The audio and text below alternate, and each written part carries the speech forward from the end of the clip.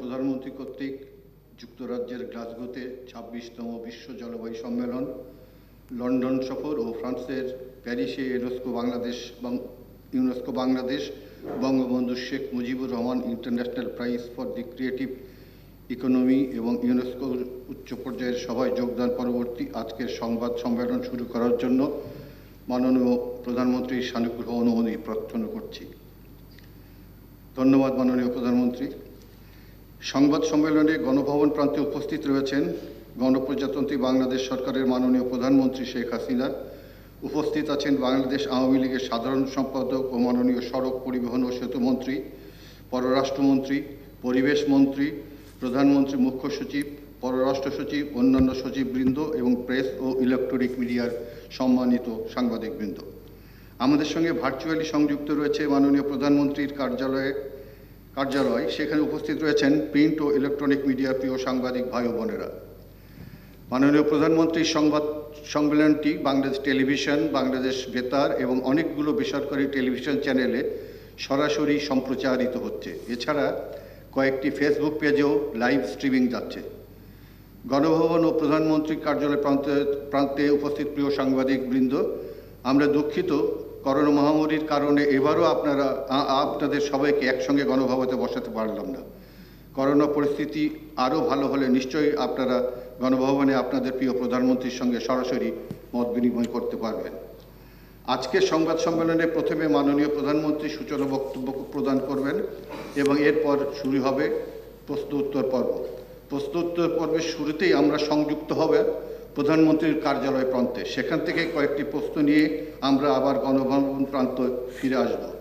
আপনারা আপনাদের নাম পরিচয় প্রদান করে মাননীয় প্রধানমন্ত্রীকে প্রশ্ন করবেন। একজন একটি বেশি প্রশ্ন না করে অন্যকে প্রশ্ন করার সুযোগ দেবেন। এবার মাননীয় প্রধানমন্ত্রীকে আমি যুক্তরাজ্যের গ্লাসগোতে ২৬তম বিশ্ব জলবায়ু সম্মেলন, লন্ডন সফর ও ফ্রান্সের প্যারিসে UNESCO Bangladesh Bangabandhu Sheikh Mujibur Rahman international prize for the creative economy এবং ইউনেস্কোর উচ্চ পর্যায়ের সভায় যোগদান পরবর্তী সংবাদ সম্মেলনের সূচনা বক্তব্য প্রদানের জন্য সবিনয় অনুরোধ করছি। ধন্যবাদ। বিসমিল্লাহির রহমানির রহিম। প্রিয় সাংবাদিক ভাই বোনেরা, আসসালামু আলাইকুম। শুভ অপরাহ্ন। আপনাদের সবাইকে আন্তরিক শুভেচ্ছা। স্কটল্যান্ডের গ্লাসগোতে জাতিসংঘের জলবায়ু সম্মেলন COP26, লন্ডন এবং ফ্রান্সে 2 সপ্তাহের সফর শেষে গত 14 নভেম্বর সকালে আমি দেশে ফিরি। এবার সফরের বিভিন্ন পর্যায়ে সিভিএফের thematic ambassador miss Raima Wazed, মাননীয় পররাষ্ট্রমন্ত্রী, মাননীয় শিক্ষামন্ত্রী, বন, পরিবেশ ও জলবায়ু পরিবর্তন মন্ত্রণালয়ের মাননীয় মন্ত্রী, বিদ্যুৎ, জ্বালানি ও খনিজ সম্পদ মন্ত্রণালয়ের প্রতিমন্ত্রী, পররাষ্ট্র প্রতিমন্ত্রী, প্রধানমন্ত্রী, বেসরকারি শিল্প বিনিয়োগ উপদেষ্টা, সংসদ সদস্য এবং সরকারি বিভিন্ন মন্ত্রণালয়ের সচিব ও ঊর্ধ্বতন কর্মকর্তা, রাজনীতিবিদ এবং বিশিষ্ট ব্যক্তিবর্গ আমার সফরসঙ্গী ছিলেন। এছাড়া ব্যবসায়ীদের একটি প্রতিনিধি দলও আমাদের সঙ্গে ছিলেন। COP26 সম্মেলনের মূল অংশ ওয়ার্ল্ড লিডার সামিট ও সাইড ইভেন্ট মিলিয়ে 2 দিনে আমি 6টি বহুপাক্ষিক সভা এবং 5টি দ্বিপাক্ষিক বৈঠকে অংশ নিই। কোভিড পরবর্তী বিশ্ব ব্যবস্থায় 48টি দেশের সংগঠন ক্লাইমেট ভালনারেবল ফোরাম CVF-এর বর্তমান সভাপতি COP26 শীর্ষ সম্মেলনে আমার অংশগ্রহণ বাংলাদেশ ও CVF সদস্য দেশগুলোর স্বার্থ সংরক্ষণে বেশ গুরুত্বপূর্ণ ছিল। সম্মেলনের প্রথম দিনে 1 নভেম্বরে সকালে আমি CVF-এর চেয়ার হিসেবে বাংলাদেশ ও কমনওয়েলথের যৌথ উদ্যোগে আয়োজিত the CVF Commonwealth high level panel discussion শীর্ষক অনুষ্ঠানে প্রধান অতিথি হিসেবে অংশগ্রহণ করি। আমি কমনওয়েলথ ও CVF-এর মধ্যে কার্যকর অংশীদারিত্ব গড়ে তুলতে পরামর্শ প্রদান করি। ওই দিন দুপুরে COP26-এর মূল অনুষ্ঠান ওয়ার্ল্ড লিডার সামিটে বিশ্বের রাষ্ট্র ও সরকার প্রধানদের উপস্থিতিতে বাংলাদেশের প্রত্যাশা ও দাওয়া তুলে ধরে বক্তব্য প্রদান করি। বৈশ্বিক কার্বন নিঃসরণে বাংলাদেশের দায় মাত্র 0.47% কম হওয়া সত্ত্বেও বাংলাদেশ জলবায়ু পরিবর্তনে সবচেয়ে ঝুঁকিপূর্ণ দেশগুলোর একটি বলে আমি আমার বক্তব্যে তুলে ধরি। এছাড়া সম্প্রতি UNFCCC-এর নিকট হালনাগাদ ন্যাশনালি ডিটারমাইন্ড কন্ট্রিবিউশন NDC প্রদান, মুজিব ক্লাইমেট প্রসপারিটি প্ল্যান ও Bangladesh climate change trust fund সহ বাংলাদেশ বিভিন্ন উদ্যোগ এর বিষয় অবহিত করি। পাশাপাশি সিভিএফের সভাপতি হিসেবে আমি একটি ক্লাইমেট এমার্জেন্সি প্যাক্ট গঠনের প্রয়াসের কথা বিশ্ব নেতাদের সামনেও তুলে ধরি। আমার বক্তব্যে আমি বিশ্ব নেতৃত্বকে একসঙ্গে কাজ করার আহ্বান জানিয়ে 5 দফা প্রস্তাব উত্থাপন করি। এগুলো হচ্ছে প্রধান কার্বন নির্গমনকারী দেশসমূহকে উচ্চাভিলাষী এনডিসি প্রণয়ন, উন্নত দেশগুলোকে জলবায়ু পরিবর্তন মোকাবেলায় অভিযোজন ও প্রশমনের জন্য মানে 50-50 অর্থাৎ 50-50 অনুপাতে বছরে $100 বিলিয়ন প্রতিশ্রুতি অর্থায়ন নিশ্চিত করা, পরিবেশ বান্ধব উন্নত প্রযুক্তিতে ঝুঁকিপূর্ণ দেশগুলোর প্রবেশাধিকার নিশ্চিত করা, লস অ্যান্ড ড্যামেজ সহ জলবায়ু পরিবর্তনের কারণে সৃষ্ট উদ্বাস্তু সমস্যার সমাধানে একযোগে কাজ করা এবং ভবিষ্যৎ প্রজন্মের জন্য একটি বাসযোগ্য পৃথিবী গড়ে তোলা। শীর্ষ সম্মেলনের পরে যুক্তরাজ্যের মাননীয় প্রধানমন্ত্রী বরিস জনসনের আমন্ত্রণে আমি action and solidarity the critical decade শীর্ষক গোলটেবিল বৈঠকে অংশগ্রহণ করি। বৈঠকটি যুক্তরাজ্যের মাননীয় প্রধানমন্ত্রী বরিস জনসন এবং ইটালির মাননীয় প্রধানমন্ত্রী মারিও দ্রাঘির যৌথ সভাপতিত্বে অনুষ্ঠিত হয়। বৈঠকে প্রায় 30টি দেশের রাষ্ট্র সরকার প্রধান উপস্থিত ছিলেন। জলবায়ু পরিবর্তন মোকাবেলায় বাংলাদেশে গৃহীত পদক্ষেপসমূহ এবং প্যারিস চুক্তির লক্ষ্যসমূহ বাস্তবায়নে চলমান COP26-এ কী ধরনের সিদ্ধান্ত নেওয়া প্রয়োজন তার উপর আমি আলোকপাত করি।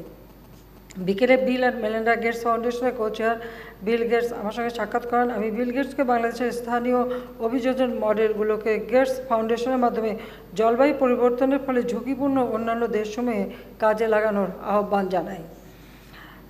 COP26 সম্মেলনের দ্বিতীয় দিনে 2রা নভেম্বর সকালে সম্মেলনের সভাপতি আলোক শর্মার সঙ্গে আমার দ্বিপাক্ষিক বৈঠক হয়। আলোক শর্মা জলবায়ু পরিবর্তন মোকাবেলায় আন্তর্জাতিক অঙ্গনে বাংলাদেশের নেতৃত্বের ভূয়সী প্রশংসা করে। এরপর আমি স্কটল্যান্ডের ফার্স্ট মিনিস্টার নিকোলা স্টারজন কর্তৃক UN উইমেনের সহযোগিতায় আয়োজিত high level panel on women and climate change এ অংশগ্রহণ করি। এই ইভেন্টে আমার সঙ্গে নিউজিল্যান্ডের প্রধানমন্ত্রী জাসিন্ডা আর্ডন, বার্বাডোসের প্রধানমন্ত্রী মিয়া আমর মটলি অংশগ্রহণ করে। জলবায়ু পরিবর্তনের বৈশ্বিক সমস্যা মোকাবেলায় আমি নারীদের নিয়ে আরও অংশগ্রহণমূলক সমাধানের উপর জোর দেই। পরে স্কটল্যান্ডের ফার্স্ট মিনিস্টার নিকোলা স্টারজনের সঙ্গে আমার দ্বিপাক্ষিক বৈঠক হয়। স্কটল্যান্ডের ফার্স্ট মিনিস্টার জলবায়ু সংকট মোকাবেলায় বাংলাদেশের বলিষ্ঠ সময়োপযোগী পদক্ষেপের ভূয়সী প্রশংসা করেন। এরপর আমি যুক্তরাজ্যের যুবরাজ প্রিন্স চার্লসের সঙ্গে সাক্ষাৎ করি। বিকেলে আমি যুক্তরাজ্যের প্রধানমন্ত্রী বরিস জনসনের সঙ্গে বৈঠক করি। আলোচনাকালে যুক্তরাজ্যের প্রধানমন্ত্রী দুই দেশের বন্ধুত্বপূর্ণ সম্পর্কের পরিধি ও গভীরতা আরও বৃদ্ধি পাবে মর্মে আশাবাদ ব্যক্ত করেন। জলবায়ু ইস্যু ছাড়াও বাণিজ্য, বিনিয়োগ, ভ্যাকসিন, কূটনীতি, রোহিঙ্গা সংকট এবং অন্যান্য দ্বিপাক্ষিক গুরুত্বপূর্ণ বিষয় আমাদের আলোচনায় স্থান পায়। এরপর আমি CVF COP26 লিডার্স ডায়ালগের শীর্ষক অনুষ্ঠানে সভাপতিত্ব করি। এই ডায়ালগে CVF-এর সদস্যভুক্ত দেশসমূহের রাষ্ট্র সরকার প্রধান, মন্ত্রী, জাতিসংঘ মহাসচিব আন্তোনিও গুতেরেস, যুক্তরাষ্ট্রের রাষ্ট্রপতি, জলবায়ু বিষয়ক বিশেষ দূত জন কেরি, COP26-এর সভাপতি ব্রিটিশ MP আলোক শর্মা, CVF-এর ভালনারেবিলিটি বিষয়ক থিমেটিক অ্যাম্বাসাডর সাইমা ওয়াজেদ সহ বিশিষ্ট ব্যক্তিবর্গ অংশগ্রহণ করেন। এ বৈঠকে জাতিসংঘ মহাসচিব বাংলাদেশের নেতৃত্বের ভূয়সী প্রশংসা করে জলবায়ু অভিযোজনের প্রতিশ্রুত অর্থ ছাড়ের বিষয়ে গুরুত্ব আরোপ করেন। জন কেরি জাপান এবং অন্যান্য উন্নত দেশকে সঙ্গে নিয়ে 2022 সাল থেকে বছরে $100 বিলিয়ন প্রতিশ্রুত অর্থ প্রদানের একটি রূপরেখা তৈরির অঙ্গীকার ব্যক্ত করেন। আলোক শর্মা জলবায়ু পরিবর্তনের কারণে বাংলাদেশ সহ অন্যান্য জলবায়ু ঝুঁকিপূর্ণ দেশগুলো যে ইতিমধ্যে ভাবাপন্ন আবহাওয়ার মুখোমুখি হচ্ছে সে বিষয়টি তুলে ধরেন। সম্মেলনে ঢাকা গ্লাসগো ডিক্লারেশন গৃহীত হয়। অবশেষে আমি স্কটিশ পার্লামেন্টে Bangladesh vision for global climate prosperity বিষয়ে কিনোট বক্তব্য দেই। এছাড়া আমি সম্মেলনে স্থলে স্থাপিত বাংলাদেশ প্যাভিলিয়ন পরিদর্শন করি। এবারে COP সম্মেলন উল্লেখযোগ্য প্রাপ্তি হচ্ছে বিশ্বের রাষ্ট্র সরকার প্রধানগণ প্যারিস চুক্তি ও টেকসই উন্নয়ন লক্ষ্যমাত্রার সঙ্গে সামঞ্জস্য রেখে প্রতি বছর $100 বিলিয়ন ছাড় সহ জলবায়ু অর্থায়নের প্রক্রিয়াকে আরও ত্বরান্বিত করতে একমত হন। বাংলাদেশ সহ 141টি দেশে 2030 সালের মধ্যে সকল ধরনের অরণ্য নিধন ডিফরেস্টেশন রোধে প্রতিজ্ঞাবদ্ধ হয়। পাশাপাশি বাংলাদেশের নেতৃত্বে 48টি জলবায়ু ঝুঁকিপূর্ণ দেশের রাষ্ট্র সরকার প্রধান কর্তৃক ঢাকা গ্লাসগো ডিক্লারেশন গৃহীত হওয়া জলবায়ু কূটনীতিতে বাংলাদেশের নেতৃস্থানীয় ভূমিকার বহিঃপ্রকাশ বলে আমি মনে করি। আপনারা অবগত আছেন যে যুক্তরাজ্যের সংবাদ মাধ্যম বিবিসি সম্প্রতি একটি প্রতিবেদনে প্রতিবেদনে আমাকে COP26 সম্মেলনে 5 জন শীর্ষ ডিল মেকারের একজন হিসেবে চিহ্নিত করে। আমি বাংলাদেশের ক্রমবর্ধমান অর্থনৈতিক সক্ষমতা অর্জনে আমাদের নৈতিক পররাষ্ট্র নীতির মোরাল ফরেন পলিসির প্রতি বিশ্ববাসীর আস্থা হিসেবে বিবেচনা করে সম্মানিত বোধ করি। 3 নভেম্বর আমি গ্লাসগো থেকে লন্ডন পৌঁছাই। তবে ওখানে গ্লাসগোতেও আমি আমাদের প্রবাসী বাঙালিদের সঙ্গে কিন্তু আমরা অবশ্য ভার্চুয়ালি কথা বলি। ওই 3 নভেম্বর আমি গ্লাসগো থেকে লন্ডনে পৌঁছাই। ওই দিন সন্ধ্যায় ব্রিটিশ পার্লামেন্টের সদস্য রোশনারা আলী হচ্ছে অল পার্টি পার্লামেন্টারি গ্রুপের চেয়ারপারসন এবং এমপি ও লর্ড জিতেশ গাদিয়ার আমন্ত্রণে একটি সম্বর্ধনা অনুষ্ঠানে যোগ দিই। এই অনুষ্ঠানে আমি বাংলাদেশ at 50 রেজিলিয়েন্ট ডেল্টা শীর্ষক একটি কিনোট বক্তব্য উপস্থাপন করি।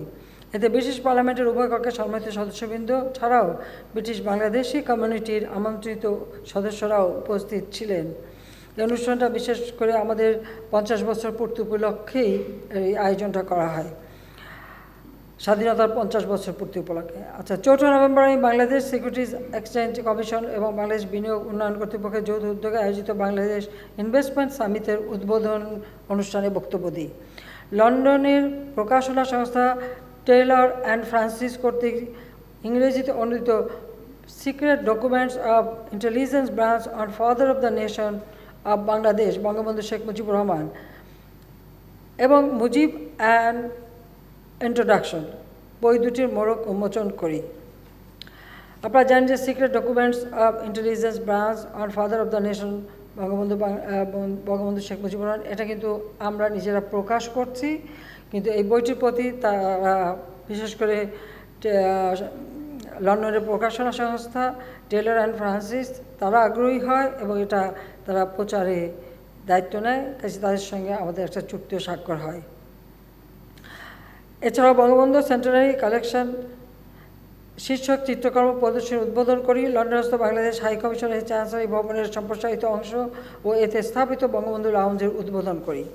9 নভেম্বর আমি লন্ডন থেকে প্যারিস পৌঁছালে প্যারিস শার্ল দ্য গল বিমানবন্দরে আমাকে লাল গালিচা সম্বর্ধনা দেওয়া হয়। ফরাসি রিপাবলিকান গার্ডের একটি চৌকস সেনাদল স্ট্যাটিক গার্ড অব অনার প্রদান করে।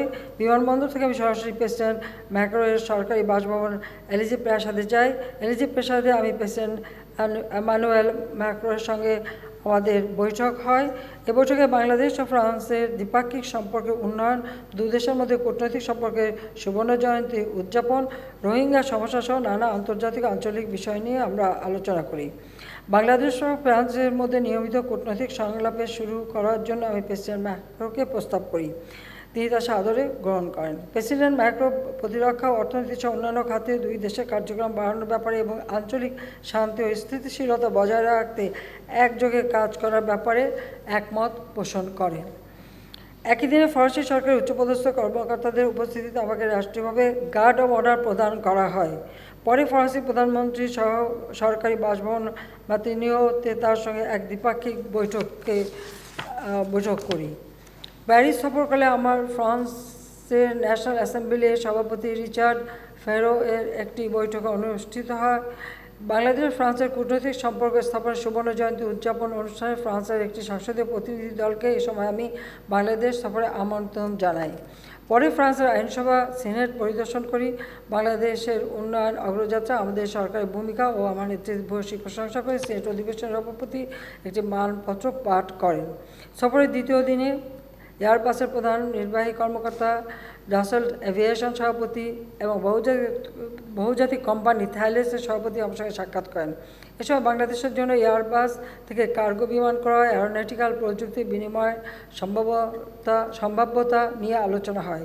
এছাড়াও লালমনিরহাটে এভিয়েশন ও এয়ারোস্পেস বিশ্ববিদ্যালয়ের গবেষণায় ডাসল্ট এভিয়েশনের এভিয়েশন প্রযুক্তি কাজে লাগানোর প্রস্তাব এবং থাইলেসের সহায়তা বাংলাদেশের দ্বিতীয় স্যাটেলাইট উৎক্ষেপণ ও ভিসা চালু বিষয় নিয়েও আলোচনা হয়। ফ্রান্সের ব্যবসায়ীদের মধ্যে অন্যতম সংগঠন movement of the enterprise of France MEDEF এর একটি প্রতিনিধি দলের সঙ্গে আমি বৈঠক করি। আমি তাদের বাংলাদেশে বিনিয়োগ বৃদ্ধির আহ্বান জানাই। উপস্থিত সাংবাদিকবৃন্দ, 11 নভেম্বর আমি প্রেসিডেন্ট ম্যাক্রোর আমন্ত্রণে প্যারিস পিস ফোরামের উদ্বোধন অনুষ্ঠানে যোগদান করি। আমি আমার বক্তব্যে ক্ষুধা দারিদ্র্যমুক্ত একটি শান্তিপূর্ণ বাংলাদেশ প্রতিষ্ঠায় জাতির পিতা বঙ্গবন্ধু শেখ মুজিবুর রহমান যে স্বপ্ন দেখেছিলেন তা তুলে ধরি। এই অনুষ্ঠানে আপনারা জানেন যে ইউএসের ভাইস প্রেসিডেন্ট কমলা হ্যারিস এবং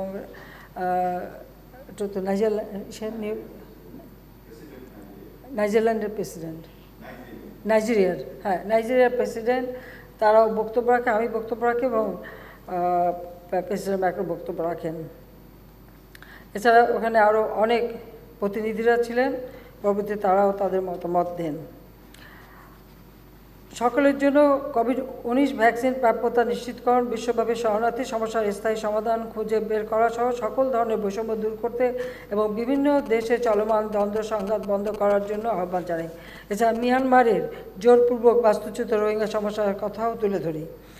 পরদিন 11 নভেম্বর প্যারিস পিস ফোরামের একটি প্যানেল আলোচনায় আমি অংশগ্রহণ করি। এ সময় দক্ষিণ ও ত্রিপক্ষীয় সহযোগিতা বিষয়ে বক্তব্য প্রদান করি।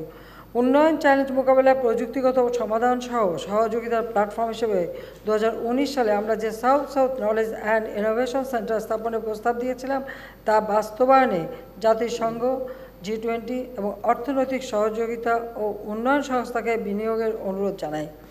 11 নম্বর ইউনেস্কো সদর দপ্তরে 193 সদস্য রাষ্ট্র ও 11 সহযোগী সদস্য বিশিষ্ট জাতিসংঘের অঙ্গসংস্থা ইউনেস্কো কর্তৃক আন্তর্জাতিকভাবে প্রবর্তিত সৃজনশীল অর্থনীতিতে ইউনেস্কো বাংলাদেশ বঙ্গবন্ধু শেখ মুজিবুর রহমান আন্তর্জাতিক পুরস্কার প্রদান করি। উগান্ডার বেসরকারি সংস্থা মোটিভ ক্রিয়েশনস লিমিটেড এই পুরস্কার অর্জন করে। আমি মনে করি মুজিব বর্ষ উদযাপনের অংশ হিসেবে বিশ্ব মানবতা ও শান্তিতে জাতির পিতা বঙ্গবন্ধু শেখ মুজিবুর রহমানের অবদানের প্রতি পুরস্কার প্রবর্তন সবচেয়ে উপযুক্ত সম্মান। প্রতিষ্ঠানটিকে $50,000 ও একটি ক্রেস্ট প্রদান করা হয়। পদক প্রদান অনুষ্ঠানে মঞ্চে আমার সঙ্গে আমার ছোট বোন রেহানা এবং ইউনেস্কোর মহাপরিচালক উপস্থিত ছিলেন। এছাড়া ফ্রান্সের বিভিন্ন দেশের রাষ্ট্রদূত ও ইউনেস্কোতে স্থায়ী ডেলিগেট বৃন্দ সহ ইউরোপের বিভিন্ন দেশে বসবাসরত প্রবাসী বাংলাদেশিগণও উপস্থিত ছিলেন। 11 নভেম্বর ইউনেস্কোর 41তম সাধারণ অধিবেশনে প্রথমবারের মতো আমি অংশগ্রহণ করি। আমার বক্তব্যে আমি শিক্ষাকে মৌলিক মানবাধিকার এবং মানব সমাজের উন্নয়নের মূল ভিত্তি হিসেবে উল্লেখ করে শিক্ষা ক্ষেত্রে বাংলাদেশ সরকার গৃহীত নানা যুগান্তকারী উদ্যোগের কথাও তুলে ধরি। 12 সেপ্টেম্বর আমি ইউনেস্কোর 75তম প্রতিষ্ঠাবার্ষিকী উদযাপন অনুষ্ঠানে অংশগ্রহণ করি। আমি আমার বক্তব্যে কোভিড-19 বিরূপ প্রতিক্রিয়া থেকে প্রযুক্তি ব্যবহারের মাধ্যমে শিক্ষা খাতকে রক্ষা করার লক্ষ্যে ডিজিটাল সরঞ্জাম ও পরিষেবা, ইন্টারনেট অ্যাক্সেস, ডিজিটাল বিষয়বস্তু এবং শিক্ষকদের সক্ষমতা বৃদ্ধিতে অধিকতর বিনিয়োগ বাড়ানোর উপর গুরুত্ব আরোপ করি। সফরকালে ইউনেস্কোর বর্তমান মহাপরিচালক মিস আদ্রে অ্যাজুলে এবং সাবেক মহাপরিচালক মিস ইরিনা বোকাবোর সঙ্গেও আমার পৃথক বৈঠক অনুষ্ঠিত হয়। সাংবাদিক ভাই বোনেরা, প্যারিস সফরকালে বাংলাদেশ ও ফ্রান্সের মধ্যে প্রতিরক্ষা সহযোগিতা বিষয়ে একটি সম্মতিপত্র স্বাক্ষরিত হয়, অর্থাৎ MOU। এর মাধ্যমে আমরা আমাদের সশস্ত্র বাহিনীর সক্ষমতা বাড়ানোর জন্য প্রশিক্ষণের পাশাপাশি সম্ভাব্য প্রতিরক্ষা প্রযুক্তি বিনিময়ের বিষয়ে সম্মত হয়েছি। পাশাপাশি কোভিড-19 ব্যবস্থাপনায় €200 মিলিয়ন সহায়তা, টেকসই পানি সঞ্চালন ব্যবস্থাপনা সংক্রান্ত প্রকল্পে €130 মিলিয়ন সহায়তার এবং বিমান চলাচল খাতে প্রযুক্তিগত সহযোগিতা ও প্রশিক্ষণ প্রদান সংক্রান্ত পৃথক 3টি চুক্তি স্বাক্ষরিত হয়। কোভ্যাক্সের আওতায় ফ্রান্স বাংলাদেশকে 20 লাখ কোভিড-19 ভ্যাকসিন প্রদানের ঘোষণা দিয়েছে। এছাড়াও ফ্রান্স থেকে বাংলাদেশে বিনিয়োগ বৃদ্ধির জন্য ফ্রান্সের ব্যবসায়ীদের সংগঠন movement of the enterprise of ফ্রান্সের MEDEF এর সঙ্গে আমাদের ব্যবসায়ীদের সংগঠন FBCCI একটি সমঝোতা স্মারক স্বাক্ষর করে। যুক্তরাজ্য ফ্রান্স সফরকালে প্রবাসী ভাই বোনদের সঙ্গেও আমি মত বিনিময় করি, যদি এটা ভার্চুয়াল হয়, কিন্তু প্রতিটি জায়গায় আমি প্রবাসীদের সঙ্গে আলাপ করি, কথা বলি এবং ভার্চুয়ালি মিটিং করি। যাক, আমি আমার সফর সম্পর্কে অবশ্য আপনারা সবই অবগত আছেন, তারপর একটু আমি জানালাম। তো সবাইকে ধন্যবাদ। খোদা হাফেজ। জয় বাংলা, জয় বঙ্গবন্ধু, বাংলাদেশ চিরজীবী হোক। আর এবারও সবাই একসাথে বসতে পারলাম না, তবে আমার মনে হয় আমরা অফিসে কিন্তু ব্যবস্থা করতে পারতাম, আরও খোলা জায়গা ছিল আমাদের। আমি সেটা অবশ্য প্রস্তাব রেখেছিলাম। ইনশাআল্লাহ আগামীতে আমরা আবার একসঙ্গেই হতে পারবো। মাননীয় প্রধানমন্ত্রী, আজকের এই হেমন্ত সন্ধ্যায় আপনাকে শুভেচ্ছা, আপনার সফলতা। আমি অন্য কোনো বিষয়ের অবতারণা না করে একটি সুনির্দিষ্ট বিষয়ে আপনার দৃষ্টি আকর্ষণ করছি। সেটা হচ্ছে যে আপনি নিশ্চয়ই জানেন যে 1977 সালের 2রা অক্টোবর যে ভয়াবহ হত্যাকাণ্ড সংঘটিত হয়েছিল এবং তার পরিপ্রেক্ষিতে বিভিন্ন সময়ে সেখানকার যারা নিহত তাদের পরিবার এখনো পর্যন্ত রাস্তায় নানাভাবে আন্দোলন করছে, বক্তব্য দিচ্ছে, কিন্তু তারা কিন্তু কোনো রকম সুরাহা পায়নি। মাননীয় প্রধানমন্ত্রী, আপনি তো বলেছিলেন এর আগে যে এই ব্যাপারে, এই ধরনের হত্যাকাণ্ডের ব্যাপারে অবশ্যই একটা কমিশন হবে এবং একটা ব্যবস্থা গ্রহণ করা হবে। আমি কি আপনার কাছ থেকে এই জিনিসটার ব্যাপারে জানতে পারি? কারণ ভয়ঙ্কর খারাপ অবস্থার মধ্যে তারা কিন্তু কালাতিপাত করছে এবং একটা অদ্ভুত ধরনের হতাশা তাদেরকে গ্রাস করেছে। একই সঙ্গে এই হতাশার আরও সম্প্রসারিত রূপ হচ্ছে যে বিটিভিতে 1975 সালের 7ই নভেম্বর যে হত্যাকাণ্ড হয়েছিল, 4 জন কর্মকর্তাকে হত্যা করা হয়েছিল, তার কিন্তু এখনো পর্যন্ত কোনো ফয়সালা, কোনো কিছু হয়নি। অর্থাৎ এই জিনিসগুলো যতদিন পর্যন্ত এভাবে ঝুলে থাকবে ততদিন পর্যন্ত কিন্তু আমাদের ভেতরের যন্ত্রণা এবং ক্রন্দন এটা উপশম ঘটবে না। তা এ ব্যাপারে কি কোনো কমিশন গঠন করার কিংবা কোনো কিছু ব্যবস্থা নেওয়ার পরিকল্পনা আপনার আছে? ধন্যবাদ। অনেক ধন্যবাদ যে বহুদিন পরে হলেও অন্তত মানুষের মনে এই প্রশ্নটা জেগেছে।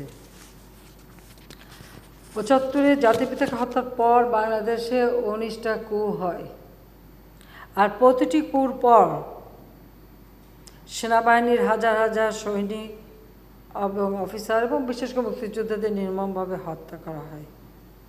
কিন্তু দুর্ভাগ্যের বিষয় হলো যে এই হত্যাকাণ্ডের সঙ্গে জড়িত ছিল জিয়াউর রহমান সরাসরি নিজে, এবং তারই নির্দেশ, এবং সে নিজে সরাসরি এই মৃত্যুদণ্ড দিত, প্রহসনমূলক বিচার, এবং এটা শুধু ফাঁসি দেওয়া না, বলতে গেলে সামরিক আদালতে বিচার, অথবা সেখানে কোর্ট মার্শাল, এবং কোর্ট মার্শালের ফলে তাদেরকে নির্মমভাবে হত্যা করে।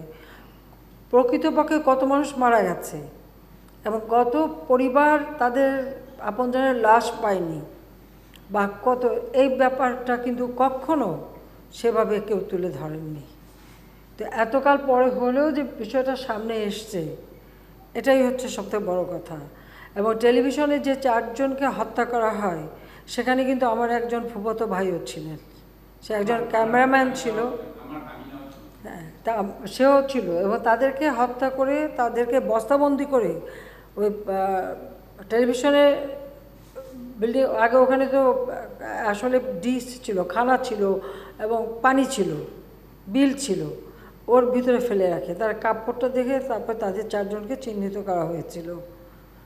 ফিরোজ কবির চৌধুরী ছিল আমার আব্বার আপন ফুফাতো বোনের ছেলে, আমার উপর আমার ফুফাতো ভাই। তো এইভাবে কিন্তু এই হত্যাকাণ্ডগুলি ঘটেছে। এখন তাদের, আমি যখন এসেছি অনেকের সঙ্গে আমার পরিচয় হয়েছে, অনেক পরিবারের কাছে আমি গিয়েছি, দেখা হয়েছে অনেকের সাথে, কিন্তু এই যে একটা কূ হয়েছে আর কত মানুষ মারা গেছে, এবং প্রতিটি কারাগারে কত মানুষকে যে ফাঁসি দেওয়া হলো, সেই হিসাবটাও কিন্তু কেউ বের করেননি। কোনো সাংবাদিক আজ পর্যন্ত বোধহয় এটা নিয়ে কোনো তদন্ত করেননি।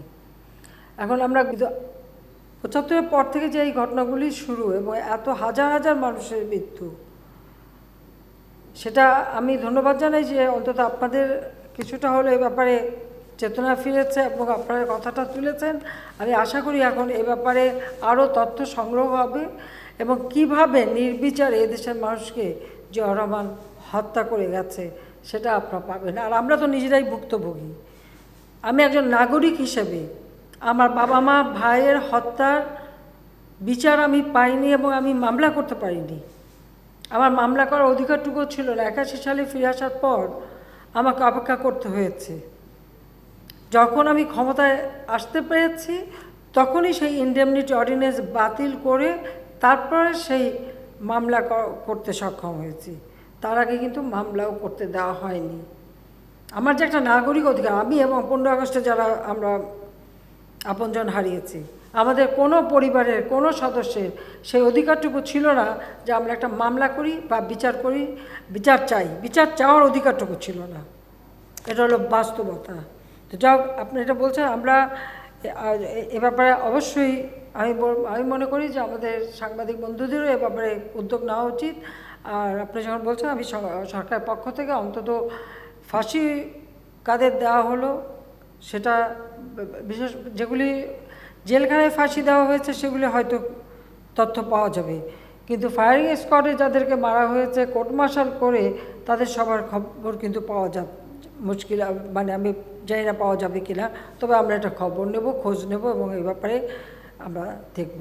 এবং এই পরিবারগুলি তাদের যে অসহায় অবস্থা সেটাও আমার জানা আছে, কারণ এরকম যারা আপনজন হারিয়েছে আমিও তো তাদের একজন, কারণ আমরাও তো সমান ভুক্তভোগী, কাজে আমরা এটা জানি। ধন্যবাদ। মাননীয় প্রধানমন্ত্রী, আমার নাম শাহজাহান সর্দার, আমি বাংলার জার্নালের সম্পাদক।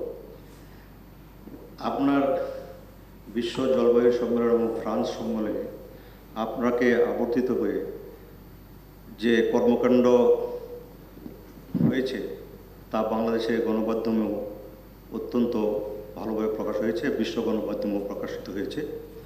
আপনার উজ্জ্বল উপস্থিতি আমাদের দেশকে, জনগণকে গৌরবান্বিত করেছে, এই জন্য আমি আপনাকে ধন্যবাদ জানাই।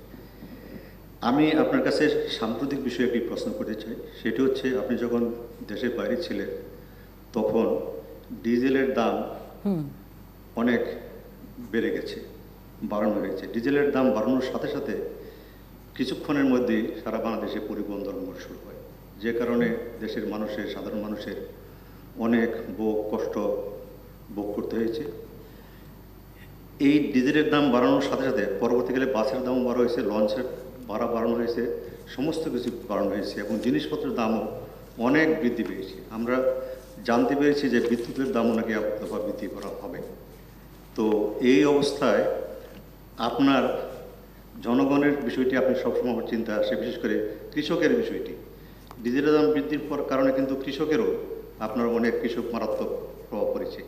তা আপনি এই বিষয়টি একটু মিনিমাইজের বা রাষ্ট্রীয়ভাবে সাপোর্ট দিয়ে কৃষকের উপর থেকে বা জনগণের উপর থেকে এটা প্রত্যাহার করার কোনো চিন্তা ভাবনা আপনার আছে কিনা, আমি বিষয়টি জানতে চাই। দেখুন, জনগণের প্রতি আমাদের যে দায়িত্ববোধ সে সম্পর্কে আমরা সবসময় সচেতন, এবং এই করোনাকালীন সময়ে আমরা কিন্তু একবারে গ্রাম পর্যায় পর্যন্ত কৃষক, শ্রমিক থেকে শুরু করে সাধারণ সকলে, শিক্ষক, মসজিদের ইমাম মুয়াজ্জিন থেকে শুরু করে কোনো শ্রেণী পেশার মানুষ নাই যাদেরকে আমরা নগদ অর্থ দিয়ে সহায়তা না করেছি, একবার না বারবার। জিনিসপত্রের দাম যাতে নিয়ন্ত্রণে থাকে বা ইনফ্লেশন রেটটা যাতে নিয়ন্ত্রণে, তার ব্যবস্থাও আমরা নিয়েছি এবং উৎপাদন বাড়াবার সব রকম ব্যবস্থা আমরা নিয়েছি। এখন প্রশ্ন হচ্ছে যে আজকে সারা বিশ্ব বাজারে যখন তেলের দাম বেড়ে গেছে, আমাদেরকে তো তেল কিনে আনতে হয়। আপনারা কি বলতে পারেন যে আমরা কত টাকা ভর্তুকি দিই বছরে? একজন সাংবাদিকও বলতে পারেন কিনা বলেন তো, কত টাকা ভর্তুকি দিতে হয় বলেন? 19,000 কোটি টাকা। 23,000 কোটি টাকা। আমি এটা হলো শুধুমাত্র ডিজেলের ক্ষেত্রে। আমি এগ্রিকালচারটা বাদ দিয়ে 9,000 কোটি টাকা বাদ দিয়ে আমি বলেছি। হ্যাঁ, ঠিকই বলছেন আপনি, ধন্যবাদ। 23,000 কোটি টাকা শুধু ডিজেলে এবং বিদ্যুৎ এবং আনুষঙ্গিক সব কিছু মিলিয়ে 53,000 কোটি টাকা আমরা ভর্তুকি দিয়ে থাকি। বিদ্যুৎ কৃষক কিন্তু তাদেরকে কিন্তু আমরা বিদ্যুতে বিশেষ ছাড় দিয়ে থাকি, এবং সারের দাম থেকে শুরু করে সবই কিন্তু আমরা দাম কমিয়েছি। যে সার 90 টাকা ছিল তা মাত্র 15-16 টাকা এখন কৃষকের হাতে আমরা পৌঁছে দিচ্ছি। প্রতিটি ক্ষেত্রে কিন্তু আমরা তাদেরকে সব রকম সহায়তা দিচ্ছি।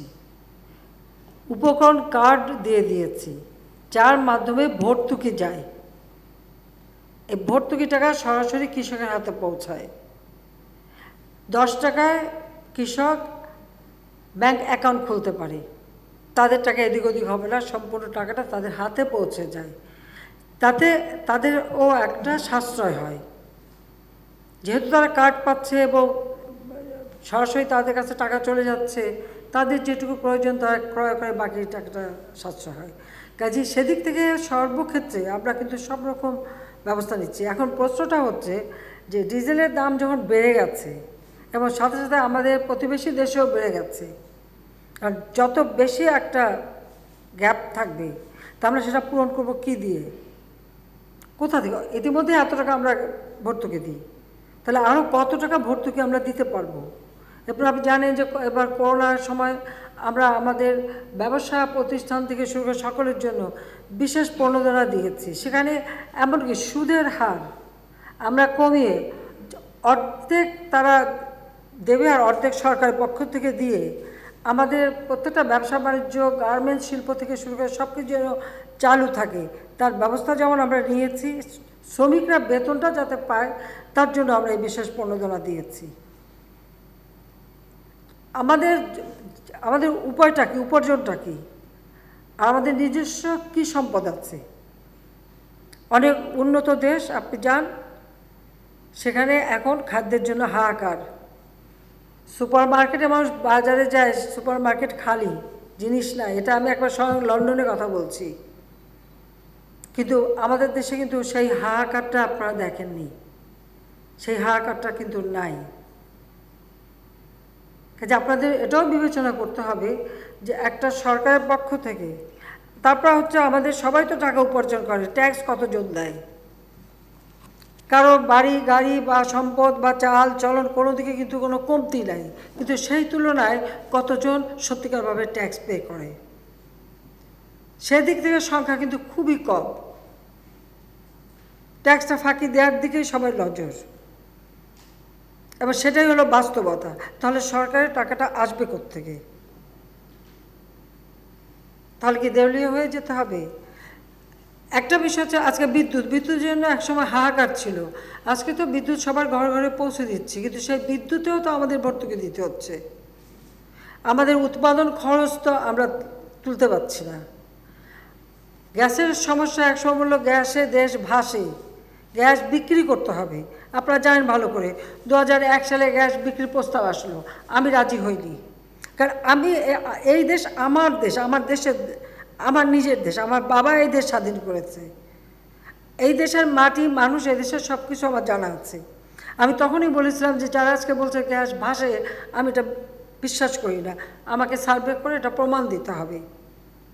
কিন্তু সেই সার্ভে একবারই করেছিল আমেরিকা, আর দ্বিতীয়বার করেনি। যখনই করেনি তখনই আমার সন্দেহ হচ্ছে যে ব্যাপারটা কী। কিন্তু তারপরেও আমার উপর প্রেশার যে গ্যাস বেচতে হবে, আর গ্যাস বাংলাদেশের বেচবে আমেরিকান কোম্পানি কিনবে ভারত, আমি রাজি হইনি। ফলাফল আমি 2001-এ ক্ষমতা আসতে পারিনি। তার বলে আমার কোনো আফসোস নাই এই জন্য যে দেশের সম্পদ বেচে দিয়ে ক্ষমতা আসতে হবে, ওই রাজনীতি আমি করি না, একটা নীতি নিয়ে করি। তো সেই গ্যাসের যখন সমস্যা দেখা দিল, আমরা এলএনজি আমদানি করছি। এই এলএনজি আমদানি করতে তার পাইপলাইন করা, সেটাকে মানে সব জায়গায় পৌঁছে দেওয়া, সেখানে এলএনজির জন্য যে মানে স্টেশন তৈরি সব কিছু করতে যে আমার কত খরচ পড়ে, পালিটে আমার 60 টাকার মতো খরচ পড়ে। সেটা মাত্র 9 টাকায় আমরা এলএনজি সাপ্লাই দিচ্ছি, যাতে আমার ইন্ডাস্ট্রিগুলি চলতে থাকে ভালোভাবে। সেখানে আমাদের বিরাট ভর্তুকি দিচ্ছি আমরা। তো এই বাস্তবতাটা তো সবাইকে বুঝতে হবে।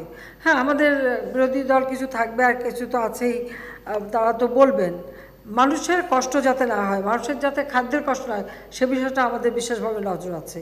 আমরা তো বিনা পয়সায় খাদ্য দিচ্ছি, বিনা পয়সায় মানুষকে সাহায্য করে যাচ্ছি। দীর্ঘদিন করোনার কারণে বাস, লঞ্চ এগুলি চলাচল করতে পারেনি। যারা এই ব্যবসাটা করেন তাদেরও তো একটা কষ্ট ছিল, তাদেরও তো লোকসান ছিল। তারপর আমরা যে বিশেষ প্রণোদনা তাদের জন্য দিয়ে তাদের ব্যবসাটা যাতে চালু রাখে সেই ব্যবস্থা আমরা নিয়েছি। স্বাভাবিকভাবে যখন তেলের দাম বেড়েছে তারাও একটু সুযোগ নিয়েছে দাম বাড়ানোর। সে দাম বাড়ানো নিয়েও তাদের যে দাবি ছিল, আমি কিন্তু বিদেশে ছিলাম, এটা ঠিক, বিদেশে ছিলাম বলে যে আমি দেশের থেকে দূরে ছিলাম তা কিন্তু না। এখন ডিজিটালের যুগ, কাজে আমার সাথে সবসময় যোগাযোগ ছিল, আলোচনা হচ্ছিল। কাজে তারপর তাদের সাথে অনেক বৈঠক করে আলোচনা করে একটা সমঝোতায় আমরা মানে নিয়ে আসা হয়েছে, দাম কমানো হয়েছে, বাসের ভাড়াটা একটা যৌক্তিক পর্যায়ে নিয়ে আসা হয়েছে। যে বিষয়গুলি আমরা করে যাচ্ছি। কিন্তু আমি আপনাদের কাছে প্রশ্ন করব যে আপনারা বলেন কত টাকা ভর্তুকি দেওয়া যাবে, তাহলে বাজেটের সব টাকা ভর্তুকিতেই দিয়ে দেব। এর পরবর্তীতে কিন্তু আর উন্নয়ন হবে না দেশে, এটাও দেখতে হবে। কারণ উন্নয়নের টাকাটাই তো তাহলে সব চলে যাবে ভর্তুকি দিতে। একটা সময় যখন তেলের দাম বিশ্ববাজারে কমে, ওই একটি সময় আমাদের ব্রেক ইভেন্ট ছিল, তাতে আমাদের বিপিসি এবং এদের যেখানে যত লোন ছিল, ব্যাংকের কাছে লোন ছিল, এসেছিলো, আমরা বিভিন্ন জায়গা থেকে লোন নিয়েই তো এই টাকাটা নিয়ে আসি এবং তেলটা ক্রয় করি। কিছু টাকা আমরা পরিশোধ করতে তখন পেরেছিলাম, কারণ তখন একটা জায়গায় এসেছিল। তো সেটাও তো এখন আর নাই। এখন তো আবার আমার লোন বাড়ছে। আমি তো বিদেশে বসে যেতে তেল কিনতে হবে, ক্রুড অয়েল কিনতে হবে, কিনতে হবে, এবং সেখানে তো অনেক বেশি মূল্য। সেই ফাইলগুলি তো সই করতে হয়েছে আমাকে, কারণ আমাকে কিনতে হবে। তারপরে এই যে উচ্চ মূল্যে কিনে সর্বনিম্ন মূল্যে যে দিচ্ছি এবং সেখানে একটা বিরাট অঙ্কের যে ভর্তুকি দিচ্ছি, এটা সামঞ্জস্য কীভাবে করব? এটা যদি আমাদের বুদ্ধিজীবীরা বা আপনারা সাংবাদিকরা একটু পরামর্শ দেন, তাহলে আপনারা যেভাবে বলবেন সেভাবে করে দেবো, আমার কোনো আপত্তি নাই। কিন্তু এই বিষয়টা একটু আপনাদের বিবেচনা করতে হবে। দেখুন, আমি গালভরা মানে সবার মন রক্ষা করে কথা বলে আমার ক্ষমতা থাকার দরকার নাই। যেটা বাস্তবতা আমি সেটা বলবো, কারণ দেশটা যখন আমি চালাচ্ছি, দায়িত্বটা অবশ্যই আমাকে নিতে হবে। ভালো মন্দ সবই আমাকে নিতে হচ্ছে, আমি নিচ্ছি। কিন্তু যেখানে এই বিষয়গুলি বাস্তব সম্মত, সেটা তো আমাদেরকে দেখতেই হবে। ধন্যবাদ। মানুষের কষ্ট হবে না, মানুষের কষ্ট যাতে না হয় সেটা আমরা দেখবো। আমি যে প্রশ্নটি করতে চাই সেটি হচ্ছে সাম্প্রতিক ইউনিয়ন পরিষদ নির্বাচন নিয়ে। আপনি জানেন যে গত 11 তারিখে দ্বিতীয় দফায় নির্বাচন হয়েছিল ইউনিয়ন পরিষদের, এবং সেই নির্বাচনী সহিংসতায় নির্বাচনের দিন থেকে শুরু করে আগে পরে এখন পর্যন্ত কমপক্ষে 46 জন মানুষের প্রাণহানি ঘটেছে, যেটি খুবই দুঃখজনক। আপনার দলের সাধারণ সম্পাদক সেটি নিয়ে দুঃখ প্রকাশ করেছেন, এবং একজন মন্ত্রী বলেছেন যে নির্বাচনের সময় এরকম একটু ঝগড়াঝাটি হয়েই থাকে। আরেকজন মন্ত্রী বলেছেন যে স্বরাষ্ট্রমন্ত্রী একার পক্ষে এই আইন শৃঙ্খলা রক্ষা দেখা সম্ভব নয়, ওইখানে একজন প্রতিমন্ত্রী দরকার। এরকম নানাজন নানা কথা বলছেন। আর গ্রাম পর্যায়ে আমরা যেটি সাংবাদিক হিসাবে লক্ষ্য করেছি যে আপনার তৃণমূলের আওয়ামী লীগের নেতাকর্মীরাও মনে করে যে দলীয় প্রতীকে নির্বাচন হওয়ার কারণে সহিংসতা বেড়ে গেছে, নির্বাচন পর্যবেক্ষকদেরও সেরকম মত। তো এইরকম বাস্তবতায় স্থানীয় বিশেষ করে ইউনিয়ন পরিষদ নির্বাচন দলীয় প্রতীকেই কন্টিনিউ করবেন কিনা, বা নতুন কোনো চিন্তা করা যায় কিনা সহিংসতা কমানোর জন্য, এটি হচ্ছে একটি প্রশ্ন। আর যেহেতু সুযোগ পাওয়াই গেল, আরেকটি আজকের একটি তাজা প্রশ্ন করতে চাই। সকালে সংসদে আপনি বলেছিলেন যে 2001 সালে বিএনপি ক্ষমতায় আসার পরে তারা র্যাব সৃষ্টি করেছে এবং তারপরেই বাংলাদেশে ক্রস ফায়ার শুরু হয়। এটি খুবই সত্যি কথা, কিন্তু আমরা যতদূর মনে করতে পারি 2008 সালের আপনার যে নির্বাচনী অঙ্গীকার ছিল দিন বদলের সনদ, সেখানে আপনি পরিষ্কার ভাষায় বলেছিলেন আওয়ামী লীগ মহাজোট ক্ষমতায় গেলে বিচার বহির্ভূত হত্যাকাণ্ড বন্ধ করা হবে আইনের শাসন প্রতিষ্ঠার স্বার্থে, এবং প্রধানমন্ত্রী, মন্ত্রিসভার সদস্য এবং সংসদ সদস্য এবং তাদের পরিবারের সদস্যদের উপার্জন এবং আয় ব্যয়ের হিসাব প্রতি বছর জনসমক্ষে প্রকাশ করা হবে। তো ওই সনদের অনেক কিছুই বাস্তবায়িত হয়েছে, কিন্তু এই জায়গাটিতে আমরা কোনো অগ্রগতি দেখিনি। যদি দয়া করে উত্তর দেন কৃতজ্ঞ থাকবো। ধন্যবাদ মাননীয় প্রধানমন্ত্রী। ধন্যবাদ। আপনার প্রশ্নের শেষের থেকেই আসি। আয় ব্যয়ের হিসাব কিন্তু প্রতিবার একেবারে নির্বাচন কমিশনের কাছে প্রত্যেকটা সংসদ সদস্যকে দিতে হয়, এবং সেটা কিন্তু দেয়া হচ্ছে। যেহেতু এক জায়গায় দেওয়া হচ্ছে এবং সেটা কিন্তু প্রকাশ হচ্ছে এবং আপনারাও জানতে পারছেন, আপনারা লিখছেনও, কাজে এখানে কোনো ঘাটতি নাই। আয় ব্যয়ের হিসাব দেওয়া হবে যেটা বলা হয়েছিল সেটা কিন্তু আমরা রক্ষা করছি। দ্বিতীয়টা আসেন র্যাব সৃষ্টি, হ্যাঁ এটা তো বাস্তব কথা। বিএনপি 2001-এ যখন 2001-এর 1 অক্টোবরের নির্বাচনের কথা একটু স্মরণ করেন তো, কত মানুষ তখন হত্যা হয়েছিল, কত মেয়ে রেপ হয়েছিল, কত মানুষের হাত কাটা, চোখ তুলে নেওয়া, ঘর বাড়ি দখল, কীরকম সহিংসতা হয়েছিল। আশা করি সে কথাটা ভুলে যাননি। অবশ্য বাঙালি ভুলে যায় খুব তাড়াতাড়ি, 6 ঋতুর দেশ, 2 মাস মানে 2 মাস পর ঋতু বদলালেই তো সব আপনারা ভুলে যান। বাংলাদেশের ইতিহাসে নির্বাচনের সহিংসতা কোন নির্বাচনে কবে না হয়েছে সেটা হলো বাস্তব। তবে এটা ঠিক যে এবারে ইউনিয়ন পরিষদ নির্বাচনে সবসময় এর আগেও হয়েছে, এখন হচ্ছে, কিন্তু সেটা হোক, আমরা সেটা চাই না। কারণ এই যে মানে একটা হানাহানি, প্রাণ হারা হবে মানুষ ভোট দিতে, এটা আমরা কখনো আমাদের কাছে গ্রহণযোগ্য না। কিন্তু মুশকিল হচ্ছে এখানে, হ্যাঁ আমরা শুধু চেয়ারম্যানের পদে আমরা প্রতীক দিচ্ছি, কিন্তু সেখানে মেম্বারদেরও ইলেকশন হয়, সেখানে কোনো প্রতীক থাকে না। কিন্তু আপনারা যদি ঘটনাগুলি দেখেন, এই মেম্বারদের মধ্যেও গোলমাল, তাদের মধ্যে মারামারি কাটাকাটি। শুধু যে চেয়ারম্যান প্রতীক দিচ্ছি দেখে সেখানে সংঘাত হচ্ছে তা কিন্তু না। আবার তৃণমূলে এটাও হচ্ছে, হয়তো নমিনেশন একজনকে দেওয়া হচ্ছে, আরও অনেকের আকাঙ্ক্ষা থাকে, তারা যায়, এবং ইলেকশন তো সবাই করছে। আমরা যেমন আওয়ামী লীগের নামে করছি, বিএনপির নাম ছাড়া করছে, অন্যান্য দলও করছে না তা কিন্তু না, কারণ তার সিদ্ধান্তই নিয়েছে তারা দল নিয়ে করবে না। তো সেখানে এই যে হানাহানি মারামারিটা ঠিক কোথায় কোথায় কাদের মধ্যে হচ্ছে সেটা আপনারা দেখেন। আমার দলের ভিতরে যেগুলি হবে আমরা অবশ্যই সেগুলি ব্যবস্থা নেব। শুধু ব্যবস্থা না, আমরা যাদের নমিনেশন দিয়েছি তার বাইরে যারা নির্বাচন করেছে বা যতই ভালো ক্যান্ডিডেট হোক, আমরা কিন্তু বিদ্রোহীদের নমিনেশন দেইনি। আর এবারেও আমরা দেখছি যে বিদ্রোহী হয়েছে, এত বড় একটা দল হবে, কিন্তু আমার দলের কোনো নেতৃত্ব, সেটা ইউনিয়ন পর্যায়ে হোক, ওয়ার্ড পর্যায়ে হোক, উপজেলা পর্যায়ে হোক, জেলা পর্যায়ে হোক, যারাই দলের সিদ্ধান্তের বাইরে কাজ করেছে তাদের বিরুদ্ধে আমরা যথাযথ ব্যবস্থা নেব, সেটা আমরা ছাড়ব না। কিন্তু এর বাইরে যারা এই ধরনের হানাহানি করলো তাদের ব্যাপারে, কারণ তারা যেহেতু দলীয়ভাবে ইলেকশন করেনি দিকে তাদের দলের নামটা আসছে না, সেদিক থেকে তাদের চালাকিটা ভালোই, এটা আমি বলবো ভালো একটা চালাকি তারা করে নিয়েছে। ইলেকশনও করছে, আবার মারামারিও করছে, আবার উস্কায়ও দিচ্ছে, আবার আমাদের হয়তো বিদ্রোহীকে সমর্থন দিয়ে সেখানে আরও একটা মারামারি বাঁধিয়ে দিচ্ছে, এটা তো হচ্ছে। কাজে সেটাও তো আপনারা খোঁজ করেন যে এই হানাহানিগুলি কোথায় হচ্ছে। কিন্তু এটা ঠিক যে নির্বাচন নিয়ে কোনো রকম প্রাণহানি হোক, এটা আমরাও কখনো এটা চাই না, এটা হওয়া উচিত না। এবং এর জন্য যেখানে এ ধরনের ঘটনা ঘটেছে সেখানে যথাযথ ব্যবস্থা অবশ্যই আমরা নিচ্ছি। এবং আমাদের যে নির্বাচনী প্রতিশ্রুতি সেটা কিন্তু আমরা রক্ষা করে যাচ্ছি। এবং আমরা তো বলছি যে বিচার বহির্ভূত হত্যা হবে না, সেটা হচ্ছে না। কিন্তু ঘটনাচক্রে কিছু কিছু ঘটনা যখন ঘটে যায় তখন সেটা সাথে সাথে কিন্তু সেটা তদন্ত হয়, এবং এ ধরনের যদি অন্যায়ভাবে কেউ কোনো ঘটনা ঘটছে, সেটা র্যাবই হোক, পুলিশই হোক, যেই হোক, তাদের বিরুদ্ধে কিন্তু ব্যবস্থা নেওয়া হচ্ছে এবং তাদের বিচারও হচ্ছে। যেহেতু এটা আমাদের কোনো নির্দেশ না বা বিচার বহির্ভূত হত্যা, তার এই ধরনের ঘটনা যখনই ঘটছে তার সঙ্গে যারা জড়িত থাকছে বা কিছু হচ্ছে, আমরা কিন্তু তাদের বিরুদ্ধে ব্যবস্থা নিচ্ছি। একেবারে টোটাল বন্ধ করে দেওয়া, এটা পৃথিবীর কোন দেশে না হচ্ছে?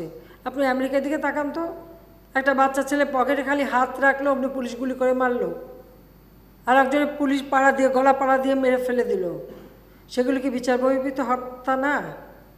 লন্ডনে যে সেই দিনটা একজন এমপি তার অফিসে বসে আছে, সেখানে 45 বছর ধরে সে ওখানে এমপি, তার সেখানে ঢুকে ছুরি মেরে ফেলে দিল।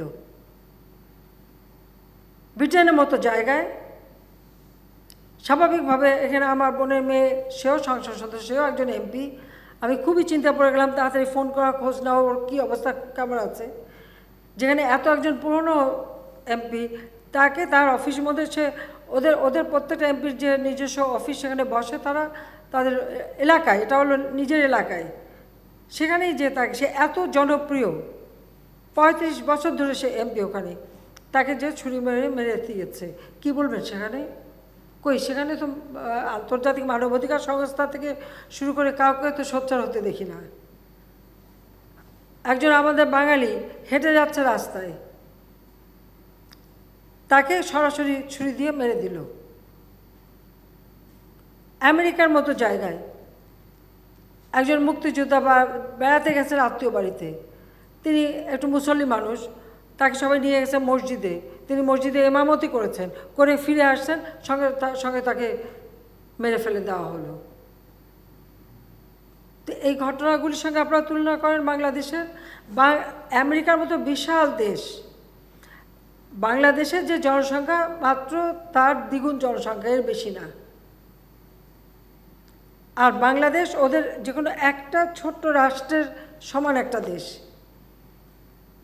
তাদের জনসংখ্যার অর্ধেকের বেশি আমাদের এখানে, যেখানে এইরকম একটা ঘন বসতিপূর্ণ জায়গা। তারপরেও আমরা আমাদের আইন শৃঙ্খলা অনেক নিয়ন্ত্রণে রাখতে সক্ষম হয়েছি। তারপরেও ঘটনা যেগুলি ঘটে সাথে সাথে তার ব্যবস্থা কিন্তু নিই। কাজে নির্বাচনী আমাদের প্রতিশ্রুতি বাস্তবায়ন হতে দেখেন না, এ কথাটা বললে ভুল বলবেন। আমার মনে হয় আবার একটু পরে বাকি অবস্থাগুলি দেখে কি কি পদক্ষেপ নিয়েছি সেটার সাথে তুলনা করলেই সঠিকটা জানতে পারবেন। ধন্যবাদ। মাননীয় প্রধানমন্ত্রী। আমি 21 টেলিভিশন হ্যাঁ, থেকে বলেন বলছিলাম। শুনি। আমি একটা জিনিস জানতে চাচ্ছিলাম, সেটা হচ্ছে যে যুদ্ধ অপরাধী হিসেবে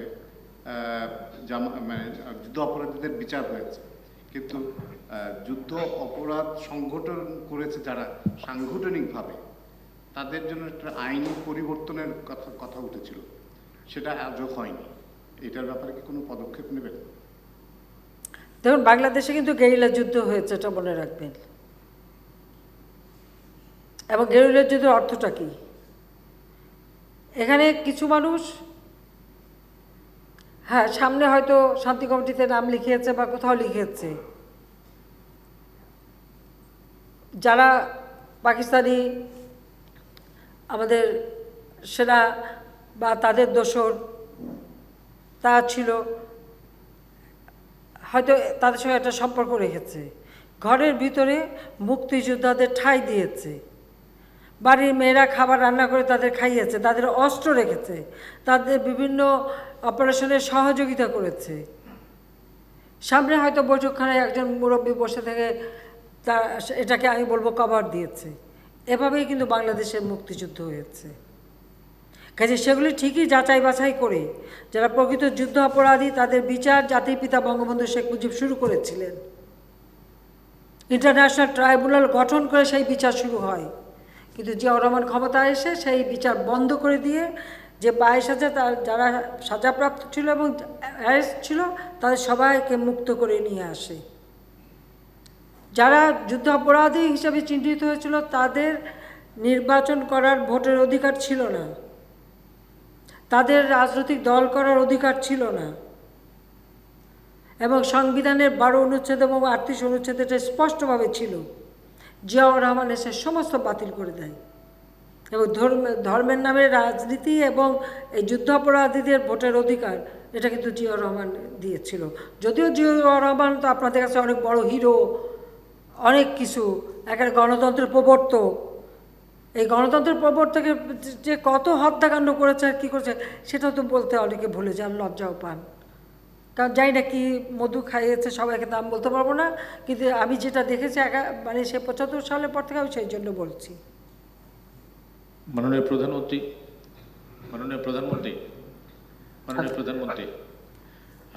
প্রথমে আপনাকে ধন্যবাদ জানাই। একান্ত খালেদা জিয়া গ্রেনেড মেরে নিয়ে নিচ্ছে, সেজন্য একটু মেশিন লাগা শুনতে হয়।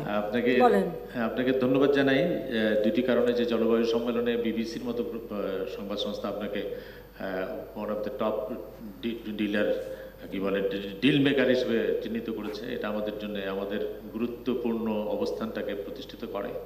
আরেকটি হচ্ছে বঙ্গবন্ধুর জন্মশতবার্ষিকীতে আমরা দেশে অনেক কিছু করেছি, কিন্তু ইউনেস্কোর মধ্য দিয়ে বঙ্গবন্ধুর জন্মশতবার্ষিকীর এই যে বিশ্বময় বঙ্গবন্ধুকে ছড়িয়ে দেওয়ার যে উদ্যোগটি, এটিও একটি বড় উদ্যোগ।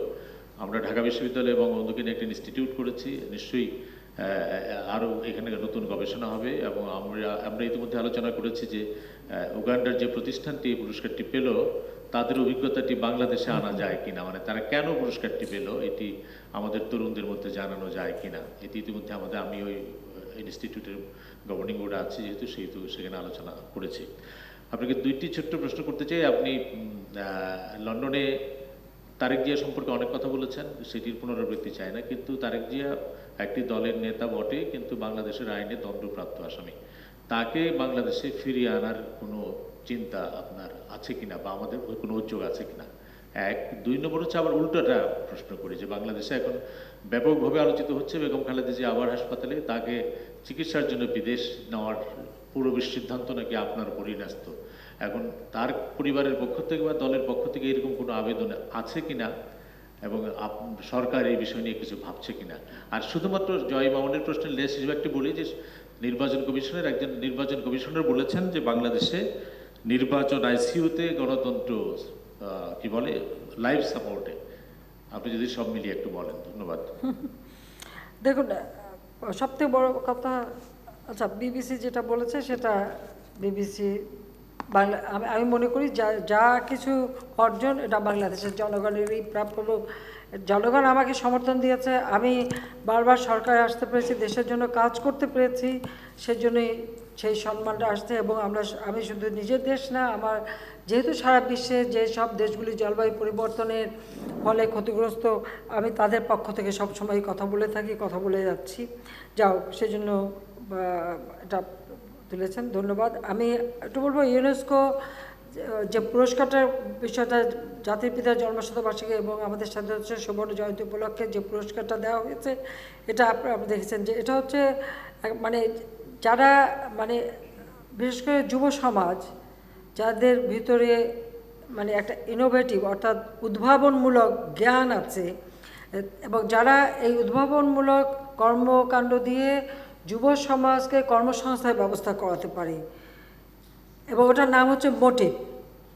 তারা ওই আর্ট, কালচার এবং নানা ধরনের কাজ করে থাকে এবং তাদের মূল কাজগুলি আমরা, কারণ যে ওদের পক্ষ থেকে যিনি পুরস্কার নিলে তার সাথে আমরা কথাও বলেছি এবং সে তাদের কর্মকাণ্ডগুলো আমরা দেখেছি।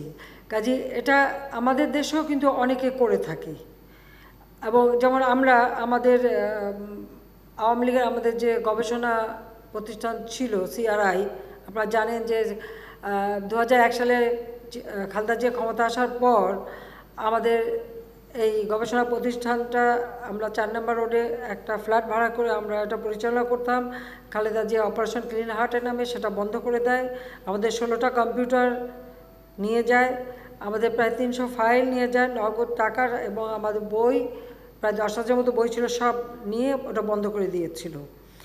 যে কারণে পরবর্তীতে এটা আমরা একটা ট্রাস্ট করে আলাদাভাবে আমাদের এই CRIটা আমরা চালু করেছি এবং যেটা অনেক গবেষণামূলক কাজ করে যাচ্ছে, সেটা আপনারা অনেকেই জানেন। এই CRIর মাধ্যমেই আমরা ইয়াং বাংলা এবং আমরা আমাদের যুব সমাজকে কর্মসংস্থানের দিকে আগ্রহ করা, তার জন্য কিন্তু অনেকগুলি কাজ ইতিমধ্যে করেছি, যেটা আপনি জানেন যে সজীব জয় এবং রেদওয়ান সিদ্দিক ববি সহ আমাদের কিছু ইয়াং MP এবং আমাদের সব, আমাদের বিপু এখানে আছে নাকি, বিপু আসেনি, যাই হোক আমাদের MP বিপু সবাই মিলে উদ্যোগ নিয়ে আমরা কিন্তু এই ছেলেমেয়েদেরকে মানে ওইভাবেই একটা প্রেরণা দেওয়া হয়েছে এবং তাদের হাতে ল্যাপটপ তুলে দেওয়া হয়েছে, তাদের উপরে ট্যাব তুলে দেওয়া হয়েছে, তাদের বলা হয়েছে যে শুধু নিজেরা চাকরি না করে নিজেরা চাকরি দেবে,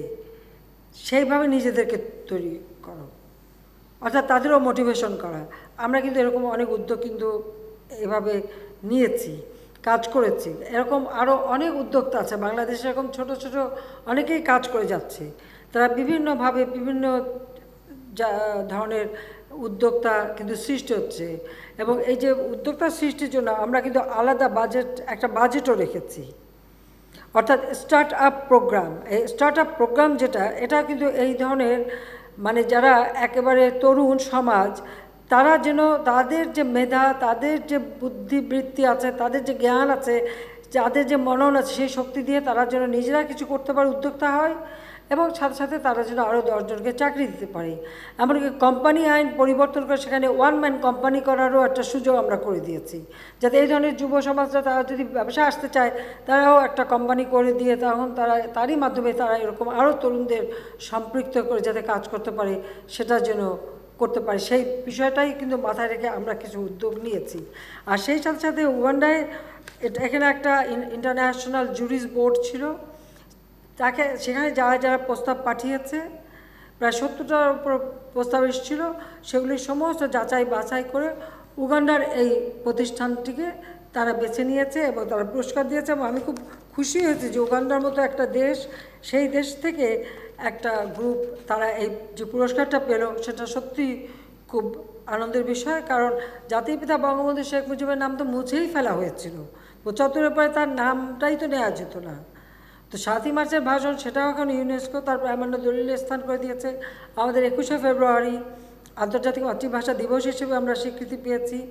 এখন জাতির পিতা নামে একটি পুরস্কার প্রবর্তন হয়েছে, সেখানে উগান্ডা থেকে একটা তরুণ সমাজ তাদের তৈরি করা একটা প্রতিষ্ঠান, এই প্রতিষ্ঠানটা যারা যুবকদের কর্মসংস্থানের ব্যবস্থা করে দিচ্ছে, সেই সুযোগটা তারা পেয়েছে।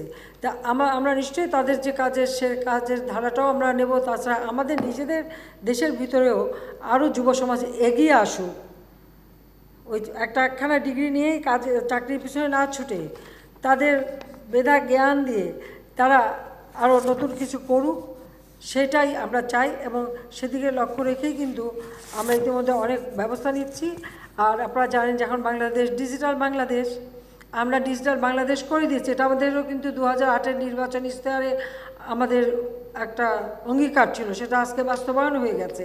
তো সেই ডিজিটাল বাংলাদেশ হওয়ার ফলে আজকে সেখানে এই সুযোগটা আরও বেশি এসছে যে এই ডিজিটাল ব্যবহার করেই কিন্তু আমাদের অনেক যুবকরা আজকে কাজ করার সুযোগ পাচ্ছে। আমরা ট্রেনিং দিচ্ছি এবং এই ট্রেনিং দিয়ে তারা এখন ফ্রিল্যান্সার হচ্ছে, শুধু নিজের দেশে না বিদেশেও তারা কাজ করতে পারছে। এবং তার জন্য একটা অ্যাপস করা হয়েছে যেখানে 9টা ভাষা শেখার সুযোগ আছে। কাজে এই অ্যাপসটার মাধ্যমে 9টা, এটা আমাদের আইসিটি মিনিস্ট্রি ওরাই করেছে, যে এই ভাষা শিখে তার বিদেশের যে কোনো দেশে একটা ইউনিয়নের ছেলে মেয়েও কিন্তু তারা বিদেশে কাজ করতে পারে, টাকা কামাই করতে পারে এবং তাদের এই যে নিয়ে আসতে পারে। বাংলাদেশ ব্যাংকের কিছু নীতিমালা তৈরি করে আমরা সেই সুযোগটাও করে দিয়েছি, যে তারা যে ধরুন কেউ $200 কামাই করলো, কেউ $500 কামাই করলো, কেউ $100 কামাই করলো, টাকাটা যেন সহজে সে নিতে পারে, তার ব্যবস্থাটাও কিন্তু আমি করে দিয়েছি। কাজে এই যে মানে লার্নিং অ্যান্ড আর্নিং, এই প্রোগ্রামের মাধ্যমে কিন্তু আমরা এদেরকে দিচ্ছি। পাশাপাশি আরেকটা কাজের ইতিমধ্যে আমরা করেছি, যেটা হলো যারা ফ্রিল্যান্সার, আসলে তাদের তো কোনো রেজিস্ট্রেশনও নাই, কোনো সার্টিফিকেট নাই, কিছুই নেই। এটা কোথাও বললে পরে অনেক জায়গায় পাত্তাই দেওয়া হয় না। তো সেই ক্ষেত্রে তাদেরকে এক রেজিস্ট্রেশনের ব্যাপার এবং একটা সার্টিফিকেটের ব্যবস্থা, সেটাও আমরা করে দিয়েছি। যদিও এই সবগুলি বিষয়ে আমাদের সচিবালয়ের জয় সেই আমাদের পরামর্শ দিচ্ছে এবং করে দিচ্ছে। এখন তো আমরা ভার্চুয়াল কোর্ট সব কিছুই তো ভার্চুয়ালি করার একটা সুযোগ আমরা সৃষ্টি করছি, যে জন্য বাংলাদেশটা করোনা ভাইরাসের কারণে যত কিছুই হোক আমরা কিন্তু থেমে যাইনি। বাংলাদেশের অর্থনীতি বা সব কিছু কিন্তু গতিশীল রাখা সম্ভব হয়েছে শুধু এই একটাই কারণে। আজকে বঙ্গবন্ধু স্যাটেলাইট 1 আমরা উৎক্ষেপণ করেছি। কাজে সবগুলি আর যাই করছে ভিত্তিগুলি কিন্তু জাতিপিতা তৈরি করে দিয়ে গিয়েছিলেন, এটাও মাথায় রাখবেন। কাজে এটা আমি মনে করি যে আমাদের জন্য একটা ভালো, আপনাকে ধন্যবাদ আপনাকে প্রশ্নটা করার জন্য, যে আমি আজকে সংবাদ সম্মেলনের মাধ্যমেই আমি বলবো যে আমাদের যারা যুব সমাজ, তরুণ সমাজ, তারা উদ্যোক্তা হোক এবং এই প্রাইজ যেন আমাদেরও কেউ পেতে পারে ভবিষ্যতে, তাদের সেই কাজ দেখিয়ে, অর্থাৎ মানুষকে মোটিভেট করা, ইয়াং জেনারেশনকে তাদেরকে দিয়ে কিছু কাজ করানো, এবং যেটা হয়তো সেই জুরিস বোর্ডের কাছে, কারণ প্রতিবারই নতুন জুরিস বোর্ড হবে, তাদের কাছে যেন গ্রহণযোগ্যতা পায়, সেইভাবে তারা কিছু কাজ করুক যেভাবে মোটিভ পেয়েছে উগান্ডার। ধন্যবাদ। মাননীয় প্রধানমন্ত্রী, আমার নাম নাইমুল ইসলাম খান, প্রধান সম্পাদক আমাদের নতুন সময়। মাননীয় প্রধানমন্ত্রী, আপনার এবারের সফরে ইউরোপে, ব্রিটেনে এবং ফ্রান্সে আপনার সফরটা যে কতটা তাৎপর্যপূর্ণ ছিল সেটা আমরা ইতিমধ্যেই জেনেছি এবং মিডিয়াতে কভার করেছি। সেখানে একটা নতুন স্তরে সহযোগিতা নেওয়ার কথা হয়েছে, এটা স্ট্র্যাটেজিক লেভেলে পার্টনারশিপকে নিয়ে যাওয়ার। তো এই স্ট্র্যাটেজিক পার্টনারশিপটা যদি, কারণ আমরা লক্ষ্য করছি যে তাদের সাথে সামরিক বিষয়ক সহযোগিতার বিষয়টাও এখানে গুরুত্বপূর্ণ হয়ে এসছে। So this was very interesting. আপনি কি একটু এক্সপ্লেন করবেন যে আপনি কিভাবে দেখছেন ইউরোপের সাথে ইমার্জিং রিলেশনশিপটা? দেখুন, আমরা কারোর সাথে যুদ্ধ করতে চাই না, আমরা শান্তি চাই, সকলের সাথে বন্ধুত্ব, কারোর সাথে যুদ্ধ না। তারপরেও আমাদের সশস্ত্র বাহিনী, আমাদের পুলিশ, তারা জাতিসংঘ শান্তিরক্ষা মিশনে কাজ করে। সেই ক্ষেত্রে আমার সবসময় চেষ্টা ছিল যে আমাদের যারা শান্তিরক্ষা মিশনে যায় তারা যেন তাদের প্রশিক্ষণে, জ্ঞানে কোনো দিকে যেন পিছিয়ে না থাকে, তারা যেন অন্তত সব ধরনের জ্ঞান তারা পায়। যেজন্য আপনি দেখেছেন যে অনেক সামরিক শাসকরা ক্ষমতায় ছিল, তারা যা করেনি আমি কিন্তু তার থেকে বেশি করেছি আমাদের সশস্ত্র বাহিনীর জন্য, পুলিশের জন্য, বর্ডার গার্ডের জন্য, সকলের জন্য। এবং সেই ক্ষেত্রে তাদের ট্রেনিং, তাদের প্রশিক্ষণ এবং তাদের যোগ্যতাটাকে গড়ে তোলা, এটা আমি মনে করি, এটা আমি একটা স্বাধীন দেশ, আমার এই দেশের জন্য এটা একান্ত প্রয়োজন। কারণ স্বাধীনতার পর যখন একটা যুদ্ধবিধ্বস্ত দেশ জাতিপিতা গড়ে তুলছেন, তখনই তো সামরিক একাডেমির ভিত্তিটা তিনি তৈরি করে দিয়ে গেলেন। এবং তারই কথা ছিল যে একদিন এটা আন্তর্জাতিকভাবে কত মানুষ দেখতে আসবে, এবং সেটা কিন্তু করেছি আমরা। তো সেই ক্ষেত্রে আমরা বিভিন্ন দেশ থেকে আমাদের প্রশিক্ষণের জন্য সরঞ্জাম কিনি কিছু, এটা আমাদের সিম্বলিক, কারণ আমাদের প্রশিক্ষণটা বেশি দরকার এবং সে প্রস্তুতির স্বাধীনতা সার্বভৌমত্ব রক্ষার একটা প্রস্তুতি দরকার। সেক্ষেত্রে ইউরোপের সাথেও আমাদের একটা যোগাযোগ আছে। আমরা বিভিন্ন দেশের যেখানে যেটা আমাদের দেশের জন্য প্রয়োজন বা সুবিধা মতো পাই এবং সুবিধা মতো দামও পাই, সেটাও যেমন আমরা কিনছি। আর আপনি জানেন যে আমরা এভিয়েশন এয়ারোস্পেস ইউনিভার্সিটি করেছি, আমরা অ্যারোনটিক্যাল সেন্টার তৈরি করেছি। আমাদের শিপইয়ার্ড, যে শিপইয়ার্ড একসময় ওয়ার্ল্ড ব্যাংকের পরামর্শে বিএনপি সরকার বন্ধই করে দিচ্ছিল, ওটা লাভজনক না। আজকে কিন্তু সেই শিপইয়ার্ডে আমাদের কিন্তু শিপ তৈরি হচ্ছে, আমরা এক্সপোর্ট করছি। ড্রাই ডকটা বলতে গেলে একরকম পড়েই ছিল না, লাভজনক ছিল না, সামান্য কিছু মেরামতের কাজই হতো। আমরা সেই ড্রাই ডকটাকে সম্প্রসারণ করে দিচ্ছি, আমরা এখানে জাহাজ তৈরি করছি। পাশাপাশি সেই সাথে সাথে আমাদের কিছু কিছু যুদ্ধ জাহাজ, যেটা সামুদ্রিক এবং আকাশে আমাদের যুদ্ধ বিমান, এগুলি যেমন অ্যারোনটিক্যাল সেন্টারে সেগুলি রিফারবিশ করা, নতুনভাবে করা, এগুলি যেমন করা হচ্ছে। পাশাপাশি আমাদের স্পেস সম্পর্কে গবেষণা দরকার, আর সেই সাথে সাথে আমাদের নিজেদের দেশের জন্য টেকনোলজি আমরা আনতে পারি। তা আমার যে আলোচনা, সে আলোচনায় এই বিষয়টাই ছিল যে খালি জিনিস কেনা বেচা না, টেকনোলজি ট্রান্সফারের ব্যাপারটাও কিন্তু আছে। যে আমি এটাও তাদের আহ্বান করছি যে আমরা জায়গা দিচ্ছি, আমাদের আমাদের ইয়াং জেনারেশন অনেক মেধাবী, কাজে তারা যদি চায়, কারণ যে কোনো একটা জিনিস তৈরি করলে সেটা কিন্তু একটা দেশে সব হয় না, আজকাল বিভিন্ন দেশে তার পার্টসগুলি তৈরি হয়। আমরা যে বিমান কিনি, বিমান আপনি মনে করবেন না যে এক জায়গায় তৈরি হচ্ছে, বিভিন্ন দেশে তারা বিভিন্ন পার্টস তৈরি করে, সেগুলি অ্যাসেম্বল করে, অ্যাসেম্বলটা হয়তো এক জায়গায় হচ্ছে কিন্তু এভাবে তৈরি করে। ঠিক যুদ্ধ বিমানের ক্ষেত্রেও তাই, বা যুদ্ধ জাহাজের ব্যাপারে তাই, বা অন্যান্য জাহাজের ব্যাপারে তাই। তা আমাদের একটা সবসময় প্রচেষ্টা যে আমি কিনবো ঠিক আছে, কিন্তু সেই সাথে যেন আমার এখানেও টেকনোলজিটা ট্রান্সফার করা হয়। যেমন কোস্ট গার্ডের জন্য আমরা কয়টা কিনলাম, ওদের জাহাজ কিনলাম, করভেট কিনলাম। আমাদের কথা ছিল তোমরা নিয়ে আসো, 2-3টে তোমরা বানাই দিলে 2টা আবার এখানে বানাতে হবে। তো এইভাবে আলোচনাটা কিন্তু ওই পর্যায়ে যে আমরা শুধু কিনবই না, যাতে আমাদের দেশেও যেন টেকনোলজি ট্রান্সফার হয়, আমাদের দেশের মানুষের জন্য সেই প্রশিক্ষণটা পায়, হাতে কলমে শিখতে পারে, সেটাও যাতে হয়, সেইভাবেই আলোচনাটা হয়েছে এবং সাক্ষ্যটা ওইভাবেই আসছে। মাননীয় প্রধানমন্ত্রী, আমি জাহাজ বানাবো, নিউজে কাজ করি। আমি জলবায়ু সম্মেলনে কভার করার জন্য গিয়েছিলাম, সেখানে দেখেছি যে জলবায়ু সম্মেলনে অন্যান্য দেশের রাষ্ট্রপ্রধান এবং অন্য দেশের প্রতিনিধিরা আপনাকে কি পরিমাণ প্রশংসা করেছে। বিশেষ করে ভারত, পাকিস্তান, বিভিন্ন দেশের সাংবাদিকরা আমাদের জিজ্ঞাসা করেছে যে তোমার দেশের প্রধানমন্ত্রী তো ব্রিটেনের কাছ থেকে $120 মিলিয়ন শিশু এবং নারীদের জন্য নিয়ে গেলো, আমরা তো কিছুই পেলাম না। তো এবং আমি শুধু আপনাকে বলতে চাই যে জলবায়ু অভিযোজন খাতে সর্বশেষ 13টি দেশ যে $233 মিলিয়ন বরাদ্দ করেছে, সেটাকে আমরা যে $120 মিলিয়ন যুক্তরাজ্যের কাছ থেকে পেয়েছি তার অতিরিক্ত এবং তার কত % আমরা পেতে পারি, এই ধরনের কোনো আলোচনা আপনার সম্ভাবনা হয়েছিল কিনা মাননীয় প্রধানমন্ত্রী? আপনাকে ধন্যবাদ। ফ্রান্স যেটা দেবে সেটা শুধু আমাদেরই দেবে, এটা তো অন্যের সঙ্গে যুক্ত হয়ে না, এটা সরাসরি আমরাই পাবো। ফ্রান্সের সাথে আমাদের সেটাই আলোচনা হয়েছে, সেটা প্রেসিডেন্ট মার্কন নিজেই বলেছেন। আর হ্যাঁ, প্যারিস ডিক্লারেশনে যে 100 বিলিয়নের কথা বলা ছিল, তাতে আসলে ধনী দেশগুলি হলো কৃপণ। আরেকটি ব্যাপার, ওটা শুধু কৃপণ না, আমি আরেকটাও বলবো যে আপনি এটা মনে করবেন না যে বাংলাদেশে যেমন আমরা এই করোনা সামাল দিয়ে আমাদের অর্থনীতিকে সচল রাখতে পেরেছি, অনেক ধনী দেশ কিন্তু তা পারেনি। হয়তো তারা তাদের স্ট্র্যাটেজি ঠিকভাবে নিতে পারেনি, বা তাদের যখন যে পদক্ষেপ নেওয়ার সেটা নিতে পারেনি হয়তো সেই সব কারণে। আমরা কিন্তু সেক্ষেত্রে পিছিয়ে থাকিনি, যার জন্য আমরা আমাদের অন্তত আমি তো বললাম যে বহু দেশ আপনারা যান এখন দেখবেন হাহাকার, খাবারের অভাব, অনেক ইন্ডাস্ট্রি বন্ধ হয়ে যাচ্ছে। আমরা কিন্তু সব চালু রাখতে সক্ষম হয়েছি, কারণ আমরা শুরু থেকে এই ব্যাপারে খুব সতর্ক ছিলাম। এবং আমি তো প্রথমেই বলছি যে আগেই যত মানি ফ্লো, যত বেশি টাকা সরবরাহ করা যায়, অর্থ সরবরাহটা অব্যাহত রাখা, আর সেই সাথে সাথে আমাদের সব কিছুর জন্য সচল থেকে আর খাদ্য উৎপাদন বাড়ানো।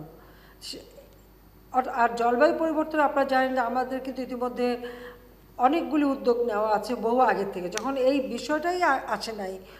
সেই 84 সাল থেকে আওয়ামী লীগ বৃক্ষরোপণ কর্মসূচি করে। এটা কেন করে? আমাদের সবসময় এটাই ছিল যে আমাদের প্রকৃতিকে রক্ষা করতে হবে, কারণ যত বেশি নগরায়ন হবে প্রকৃতির উপরে তত আঘাত আসবে। তা আমাদের কৃষক লীগের মাধ্যমে আমাদের এক একটা কর্মসূচি আমরা এক একটা সহযোগী সংগঠন দিয়ে করাই। তো কৃষক লীগের মাধ্যমে কৃষক লীগের উপরে দায়িত্ব ছিল যে কৃষক লীগ এই বৃক্ষরোপণ কর্মসূচি করবে, আমরা সবাই গাছ লাগাবো।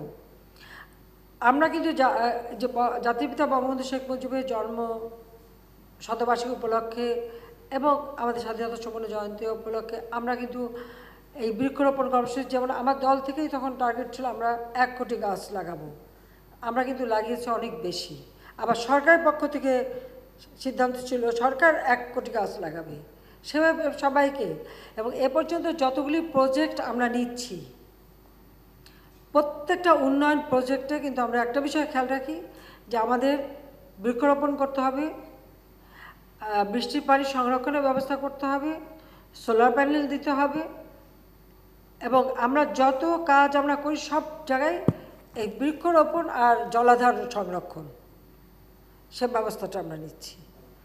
পাশাপাশি আমাদের সমস্ত নদী, নালা, খাল, বিল, ডোবা, পুকুর যা আছে সবগুলি সংস্কার করা, আর সেখানে পানিটা ধারণ করে রাখা।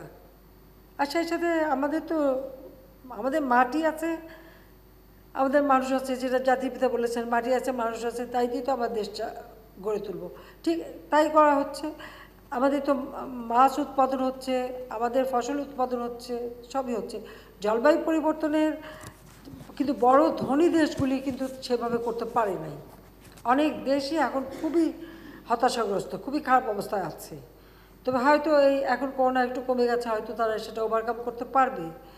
কিন্তু আমাদের দাবি সবসময় থাকবে যে আমাদের যে প্রতিশ্রুতি প্যারিস অ্যাগ্রিমেন্টে যেটা করা হয়েছিল 100 বিলিয়ন, সেটা যেন অবশ্যই ভালনারেবল কান্ট্রিগুলি পায়, এবং এটা 50-50 করে হবে। অর্থাৎ আমাদের যে মানে জলবায়ুর হাত থেকে রক্ষা পাওয়া, অভিঘাত থেকে রক্ষা পাওয়া, অর্থাৎ এই যে মিটিগেশন যে এবং অ্যাডাপ্টেশন প্রোগ্রাম, এটা যেন যথাযথভাবে হয় এবং কোনো দেশ যেন ক্ষতিগ্রস্ত না হয়, সেটার দিকে তাদের দৃষ্টি দিতে হবে। তো সেটা হয়তো যেভাবে আমরা চেয়েছিলাম সেটা না হলেও আমি মনে করি যথেষ্ট অগ্রগতি আছে, অনেক প্রতিশ্রুতি পাওয়া গেছে, এবং হয়তো ফান্ড আস্তে আস্তে আসতে থাকবে। আর বাংলাদেশের যেটা বিভিন্ন একটা দেশের সাথে সেটা তো আমরা পাবো।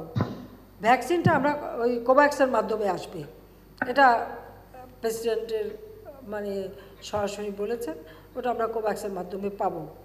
কাজে ভ্যাকসিনও আমাদের কোনো অসুবিধা হবে না। এখনও তো আমরা প্রায় প্রতিদিনই তো আমরা ভ্যাকসিন দিচ্ছি। এখন আপনারা দেখছেন যে বস্তিতেও আমরা শুরু করে দিয়েছি, আমরা শিক্ষার্থীদেরও দিচ্ছি, আমরা কেউ বাদ যাবে না, এটা হলো সবথেকে বড় কথা। প্রায় 25 কোটি ভ্যাকসিন কেনার মতো ব্যবস্থা আমরা করে রেখে দিয়েছি। এখনও প্রায় 8.5 কোটি, প্রায় 9 কোটির কাছাকাছি ভ্যাকসিন কিন্তু দেয়া হয়েছে। এর মধ্যে 4.5 কোটি হচ্ছে ডাবল ডোজ পেয়েছে, আর বাকি সিঙ্গেল ডোজ। আমার কথা হচ্ছে কত দিলাম, কতটা ভ্যাকসিন দিলাম, সব কিন্তু বিনা পয়সায় দিচ্ছি। একটা ভ্যাকসিনের কিন্তু অনেক দাম। একটা টেস্ট করতে গেলে সেখানে 12 থেকে 15,000 টাকা খরচ হয়, আর একটা ভ্যাকসিন কত টাকা দিয়ে কিনতে হচ্ছে, আমরা কিন্তু তাও বিনা পয়সায় দিচ্ছি, এটাও মাথায় রাখবেন। ধন্যবাদ। মাননীয় প্রধানমন্ত্রী, আমি প্রভাস আমিন, আমি এটিএন নিউজে কাজ করি। এখন 1 মিনিটে শেষ করবো। মাননীয় প্রধানমন্ত্রী, আমি জনাব শাহজাহান সর্দার একটা প্রশ্ন করেছিলেন, তার একটা ছোট্ট সম্পূরক করতে চাই। ডিজেলের দাম নিয়ে বলেছেন, ডিজেলের দাম বাড়লে বাস ভাড়া বাড়বে, এটা মোটামুটি প্রত্যাশিত। কিন্তু পরিবহন মালিকরা যেভাবে তাৎক্ষণিকভাবে বাস বন্ধ করে দিয়ে গোটা জাতিকে জিম্মি করে 3 দিন জাতিকে জিম্মি করে দাবি আদায় করলো, শাহজাহান ভাই বলছিলেন পরিবহন ধর্মঘট। আসলে কিন্তু কেউ পরিবহন ধর্মঘট ডাকেনি, ওনারা পরিবহন ধর্মঘট ডাকেনি, তারা নিজেরা পরিবহন বন্ধ করে দিয়েছিল। তাদের বেআইনিভাবে গোটা জাতিকে জিম্মি করার জন্য তাদের তিরস্কার পাওয়া উচিত ছিল, কিন্তু তারা 23 ভাগ ডিজেলের দাম বেড়েছে, তাদের ভাড়া বেড়েছে 27 ভাগ, তারা আসলে পুরস্কৃত হয়েছে। এবং আমরা দেখেছি বারবার আগেও যখনই কোনো তাদের বিরুদ্ধে কোনো আইন হয়, সংসদে বা কিছু হয়, তারা হুট করে পরিবহন বন্ধ করে দিয়ে জাতিকে জিম্মি করে। বারবারই জিম্মি করে দাবি আদায়ের প্রবণতা বন্ধ করার। আরেকটা ছোট্ট প্রশ্ন, আপনি ক্রিকেট খুব মনোযোগ দিয়ে ফলো করেন, আমরাও করি, কিন্তু এবার T20 বিশ্বকাপে বাংলাদেশের যে পারফরমেন্স, সেটা আমাদের সবাইকে খুব হতাশ করে। যে মানে ক্রিকেটারদের মধ্যে, বোর্ডের মধ্যে অনেক কথা, অনেক কিছু, এটার ব্যাপারে আপনার একটু মন্তব্য জানতে চাই। T20 পারফরমেন্স আমাদের খুব হতাশ করেছে। কেন আপনি এত হতাশ হন কেন? আমি এই হতাশা দেখতে চাই না। কয়েকটা খেলা তো তারা চমৎকার খেলেছে। ক্রিকেট খেলছেন কখনো, মাঠে গেছেন কখনো, ব্যাট বল ধরছেন? ধরেন নাই, সেই জন্য জানেন না। কখনই যে ব্যাটে বলে ঠিক মতো লাগবে আর ছক্কা হবে, এটা সবসময় সব অঙ্কে মেলে না, এটাও বাস্তব কথা। তো হ্যাঁ, তারা যেটা আমরা আশা করেছিলাম হয়নি, বা সেটা আমি কিন্তু আমাদের ছেলেপেলেদের কখনো হতাশা করি না। তাদেরকে আমি বলি আরও ভালো খেলো, আরও মনোযোগী হও, আরও প্র্যাকটিস করো। একে তো প্যান্ডামিকের সময় সেরকম হয়নি, মানে করোনার কারণে প্র্যাকটিস করতে পারেনি। আর তারপরেও বাংলাদেশ আজকে যে বিশ্বকাপে খেলছে, বেশ কয়েকটি দেশকে হারাতে পারছে, এটাই তো সবচেয়ে বড় কথা। তারা যে খেলতে পেরেছে এবং যেটুকু পেরেছে, আমি চাচ্ছি আরও বেশি তাদেরকে ট্রেনিং করানো, আরও উন্নত খেলা যাতে খেলতে পারে, সেই জন্য। তো কথা এত হতাশ হওয়া তো ঠিক না। এটা আবার আমাদের একটা মানসিক রোগের মতো হয়ে গেছে, সব কিছু একটুতেই হতাশ, আবার একটুতেই উৎফুল্ল। তো বেশি উৎফুল্ল হওয়া ভালো না, আবার বেশি হতাশ হওয়া ভালো না। এটা মাঝে মাঝে ধৈর্য ধরে থাকেন, আগামীতে নিশ্চয়ই ভালো করবে। কিছু ইয়াং জেনারেশন আসছে, আরও ভালো করছে। হ্যাঁ বলেন। জি, মাননীয় প্রধানমন্ত্রী, আমি নাসিমা খান মন্টি, সম্পাদক দৈনিক আমাদের নতুন সময়। আমার প্রশ্নটা হচ্ছে, বছর 2 আগে আপনি বিচারকদের একটা অনুষ্ঠানে বলেছিলেন যে পৈতৃক সম্পত্তিতে মেয়েদের সমান অধিকারের জন্য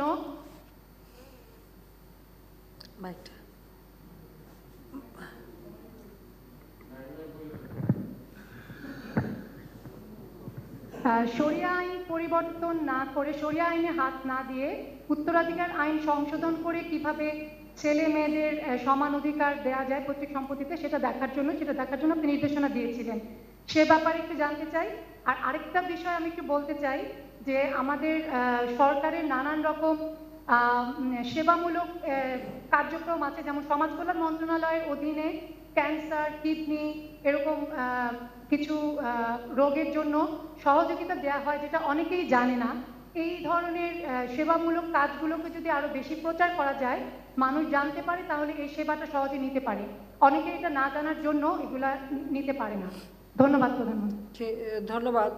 হ্যাঁ, এটা আমি সবসময় মনে করি যে অনেক সময় দেখা যায় এখন সবাই ছোট পরিবার, কাজেই অনেক সময় 2টো মেয়ে থাকে, তখন এটা প্রায়ই হয়। আসলে মানুষ সম্পত্তির জন্য তো অনেক সময় অন্ধ হয়ে যায়, যে বাপ মরতে পারে না, চাচারা এসে উঠে জুড়ে বসলো, অমনি বের করে দেবে বাড়ি থেকে। তো এই ধরনের অনেক ঘটনা ঘটে। সেই জন্যই আমি বলেছিলাম যে অন্তত ঠিক আছে, দাদার সম্পত্তিতে সবার ভাগ থাকবে, কিন্তু যেটা নিজের বাবার উপার্জিত, সেখানে মেয়ের অধিকারটা অন্তত সম্পত্তিতে তার অধিকারটার জন্য নিশ্চিত করা হয়, তাদেরকে যেন এসে আবার ঠেলে বের করে না দিতে পারে। তো এ ব্যাপারে আসলে সমস্যা হচ্ছে যে খুব বেশি অগ্রগতি হয় না, কিন্তু তারপরেও যে সম্পত্তি আইন যেটা, সেখানে কিন্তু আমরা যেমন এখানে যারা ট্রান্সজেন্ডার অর্থাৎ হিজড়া হয়ে যারা জন্মগ্রহণ করে, তারপরে যে বিশেষ করে ভূমিতে তাদের যে অধিকারটা, বা মেয়ে ছেলে বা সন্তান সবার অধিকারটা যাতে থাকে, সেটা কিন্তু মোটামুটি আমরা নিশ্চিত করবার একটা ব্যবস্থা নিয়েছি। কিন্তু যেহেতু শরিয়া আইনেই মানে এমনি ধর্ম কে কতটুকু মানুক না মানুক সেটা জানি না, কিন্তু সম্পত্তির দখল নেওয়ার সময় তখন শরিয়া আইনটা খুব ভালোভাবে মেনে নেয়, এটা হলো বাস্তব কথা। কিন্তু যেমন আমরা যখন যে ভূমির আইনটা করেছি, সেখানে কিন্তু আপনারা দেখবেন ওই ফর্মেও আছে, মানে ছেলে মেয়ে এবং যারা হিজড়া সন্তান যদি হয় অর্থাৎ ট্রান্সজেন্ডার যে হয় তারও অধিকারটার জন্য থাকে। এবং সেটা কিন্তু আমাদের ধর্মেও আছে যে এরকম ট্রান্সজেন্ডার হবে তার মধ্যে যদি মেয়েলি এটা বেশি থাকে তো সে মেয়ের ভাগ পাবে, যদি ছেলের বা এটা বেশি থাকে তো ছেলের ভাগ পাবে, মানে সে যেভাবে নিজেকে প্রকাশ করবে তৈরি সেইভাবেই সেটা পাবে। তো সেই জায়গাগুলো কিন্তু আমরা করে দিয়েছি। কিন্তু এখন শরিয়া আইন আছে বলে সেখানে আসলে হাত দেওয়া বা সেটা করা কতটুকু সমীচীন সেটাই তো বিশেষ ব্যাপার। তারপরে আমি আমাদের যারা অনেক ধর্মীয় নেতৃবৃন্দ তাদেরকেও আমি বলছি এই বিষয়টা দেখার জন্য। তাদের অনেকেরই তো আবার শুধু মেয়েই আছে, তা যা সম্পত্তি বানায় তখন তো আবার বাইরে এসে দখল করে নিয়ে যাবে, নিজের সন্তান কিছুই পাবে না, আর যেটুকুও পায় সেটুকুও তো দেয় না। এটা তো বাস্তব কথা যে এখানে এত বেশি আমি দেখি এত পুরুষ মানুষই তো সংখ্যা বেশি, তারা কি সবাই বুকে হাত দিয়ে বলতে পারবে যে তার সম্পত্তিতে বোনের অংশটা সবাই ভালো ভালো কথা বলবেন, লিখবেন, বক্তৃতা দেবেন, কিন্তু দেবার সময় কি সবাই দেয় না? কয়টা ভাই আছে বোনদের অধিকারটা ঠিকমতো সংরক্ষণ করে না? বা কয়টা চাচা আছে যে ভাই মরে গেল ভাই বেটিদের সম্পত্তিটা তাদের একটু রাখার ব্যবস্থা করি, সেটাও করে না। এটা তো বাস্তব কথা। গুলশানে বাড়ি সবই আছে, ধানমন্ডি এক চিলতা বাড়ি, ভাই মরতে পারলো না, 3টে বোন, অমনি বোনের উপরে চর্চা যে তুমি লিখে দাও বা করো, তাদেরকে বের করে দেওয়ার চেষ্টা, এরকম বহু ঘটনা আমি দেখেছি। হ্যাঁ, আমি তাৎক্ষণিক চেষ্টা করছি এগুলি শৈশবে সমাধান করে যাতে পেয়ে যায় যেটুকু আমার হাতে এসেছি। আসলে এটা একটা মানে জাতীয়ভাবে একটা ব্যবস্থা নেওয়া উচিত। প্রধানমন্ত্রী, আমার নাম শাহরিয়ার খান, আমি বিজনেস স্ট্যান্ডার্ডের এক্সিকিউটিভ এডিটর। অনেকবার আমি চেষ্টা করছি। আমার প্রশ্ন কপ সংক্রান্ত। প্রধানমন্ত্রী, যে আমাদের বাংলাদেশে যে গোল আছে 30 নাগাদ 22% কার্বন এমিশন কমবে, আবার এদিকে গভর্নমেন্টের যে ভিশন, ডেভেলপমেন্টের ভিশন, বিশাল ইনফ্রাস্ট্রাকচার, 100টা ইকোনমিক জোন সহ প্রচুর কর্মকাণ্ড যাচ্ছে, তো এটা কি সাংঘর্ষিক নয়? আমরা তো দুটাই চাই, আমরা কার্বন এমিশনও কমাতে চাই, ডেভেলপমেন্টও চাই, এবং সেক্ষেত্রে বাংলাদেশের সেই ক্যাপাসিটি আছে কিনা? অবশ্যই আছে, অবশ্যই আছে। এবং আমরা প্রত্যেকটা প্রজেক্ট নেওয়ার সময় আমরা সেদিকটা লক্ষ্য রেখে প্রজেক্ট নিচ্ছি। আমরা কিন্তু এমিটার না, কার্বন এমিশন আমরা করি না, আমাদের কোনো এমিশন নাই। তারপরে আমাদের যত প্রজেক্ট হচ্ছে, এবং এই যে আমি 100টা অর্থনৈতিক অঞ্চল করে দিলাম কেন, স্পেশাল ইকোনমিক জোন, যাতে আমার শিল্পায়ন যেখানে হবে সেখানে যেমন শিল্প কলকারখানা গড়ে উঠবে, সব রকম সুযোগ সুবিধা যেমন পাবে, সেই সাথে সাথে বর্জ্য ব্যবস্থাপনা, এই বর্জ্য ব্যবস্থাপনার সেটাও আমরা যেমন সেখানে রেখেছি, এবং সেই সাথে আমাদের বৃক্ষরোপণ এবং ওই অঞ্চলটা যেন কোনো রকম এমিশন না হয় সেদিকে লক্ষ্য রেখে আমরা প্ল্যান করে দিচ্ছি। ঠিক এভাবে আমাদের প্রতিটি প্রজেক্টে আমরা কিন্তু এই এমিশন যাতে না হয় তার ব্যবস্থা নিয়ে, অর্থাৎ কোনো রকম দূষণ যেন না হয় সেদিকে ব্যবস্থা রেখেই আমরা কিন্তু কাজ করে যাচ্ছি। কাজে এটা সাংঘর্ষিক হবে কেন? তাহলে কি করবেন? তা যান ঘর বাড়ি, এই যে ডিজিটাল কথা বলেন কেন, এগুলো সব বন্ধ করে দিয়ে এখন গ্রামে যেয়ে দেখেন একটা করে ঘর বানায় সেখানে বসবাস করেন, তাহলে তো ভালো হবে। গাড়িটাইতে চড়েন না, কারণ পেট্রোল পড়ে সেটা আবার হয়, বায়ু দূষণ হয়, তো গাড়িতে চড়া ঠিক নয়। এয়ার কন্ডিশন চালাবেন না, ফ্যান চালাবেন না, ফ্রিজে খাবার রাখবেন না, কারণ সব কিছুই তো দূষণের জন্য দায়ী। মোবাইল ফোনে কথা বলবেন না, কারণ মোবাইলের ওয়েবের ফলে যে আমার চড়ুই পাখি কমে যাচ্ছে, কাজে সেটা আপনারা মোবাইল ফোন ব্যবহার করা বন্ধ করেন। তো আপনারা কোনটা করবেন? যদি বলেন সব বন্ধ করে দিয়ে একেবারে আদিকালে আমরা ফিরে যাই, সেটা ভালো, সেটা ঠিক করে নাকি? যারা এসে মানে পরিবেশ আন্দোলন করে, আসার সময় গাড়িতেই আসে, বলার সময় বাইকও ব্যবহার করে, ফোনও ব্যবহার করে, আবার পরিবেশের কথাও বলে, তো তাদের উপর ঠিক করতে হবে কোনটা বলবেন। তবে আমি এটুকু বলতে পারি যে আমাদের সরকার এ ব্যাপারে যথেষ্ট সচেতন, এবং সেটা মাথায় রেখেই কিন্তু আমাদের পরিকল্পনা। একদিকে যেমন আমাদের ফসল হচ্ছে, আমরা ফসল গবেষণা করছি, ফসল উৎপাদন, মাছ, মাংস, ডিম, মুরগি, খাদ্য সব কিছু উৎপাদন কিন্তু বৃদ্ধি পেয়েছে। আজকে 12 মাস আপনি সব পাচ্ছেন, এবং ভবিষ্যতে আরও ভালোভাবে যাতে হয় তার ব্যবস্থা করছি। আমি নেদারল্যান্ডে নিজে সেখান তাদের বিভিন্ন জায়গা আমরা দেখেছি কীভাবে তারা এই আমাদের তরি তরকারি, ফল মূল প্রিজার্ভ করবে, কিভাবে তাদের গ্রিন হাউস কাজ করে। এবং আমাদের কৃষিমন্ত্রী সেখানে গেছেন, এবং আমি তাকে নির্দেশ দিয়েছি এভাবে এগুলি দেখতে হবে।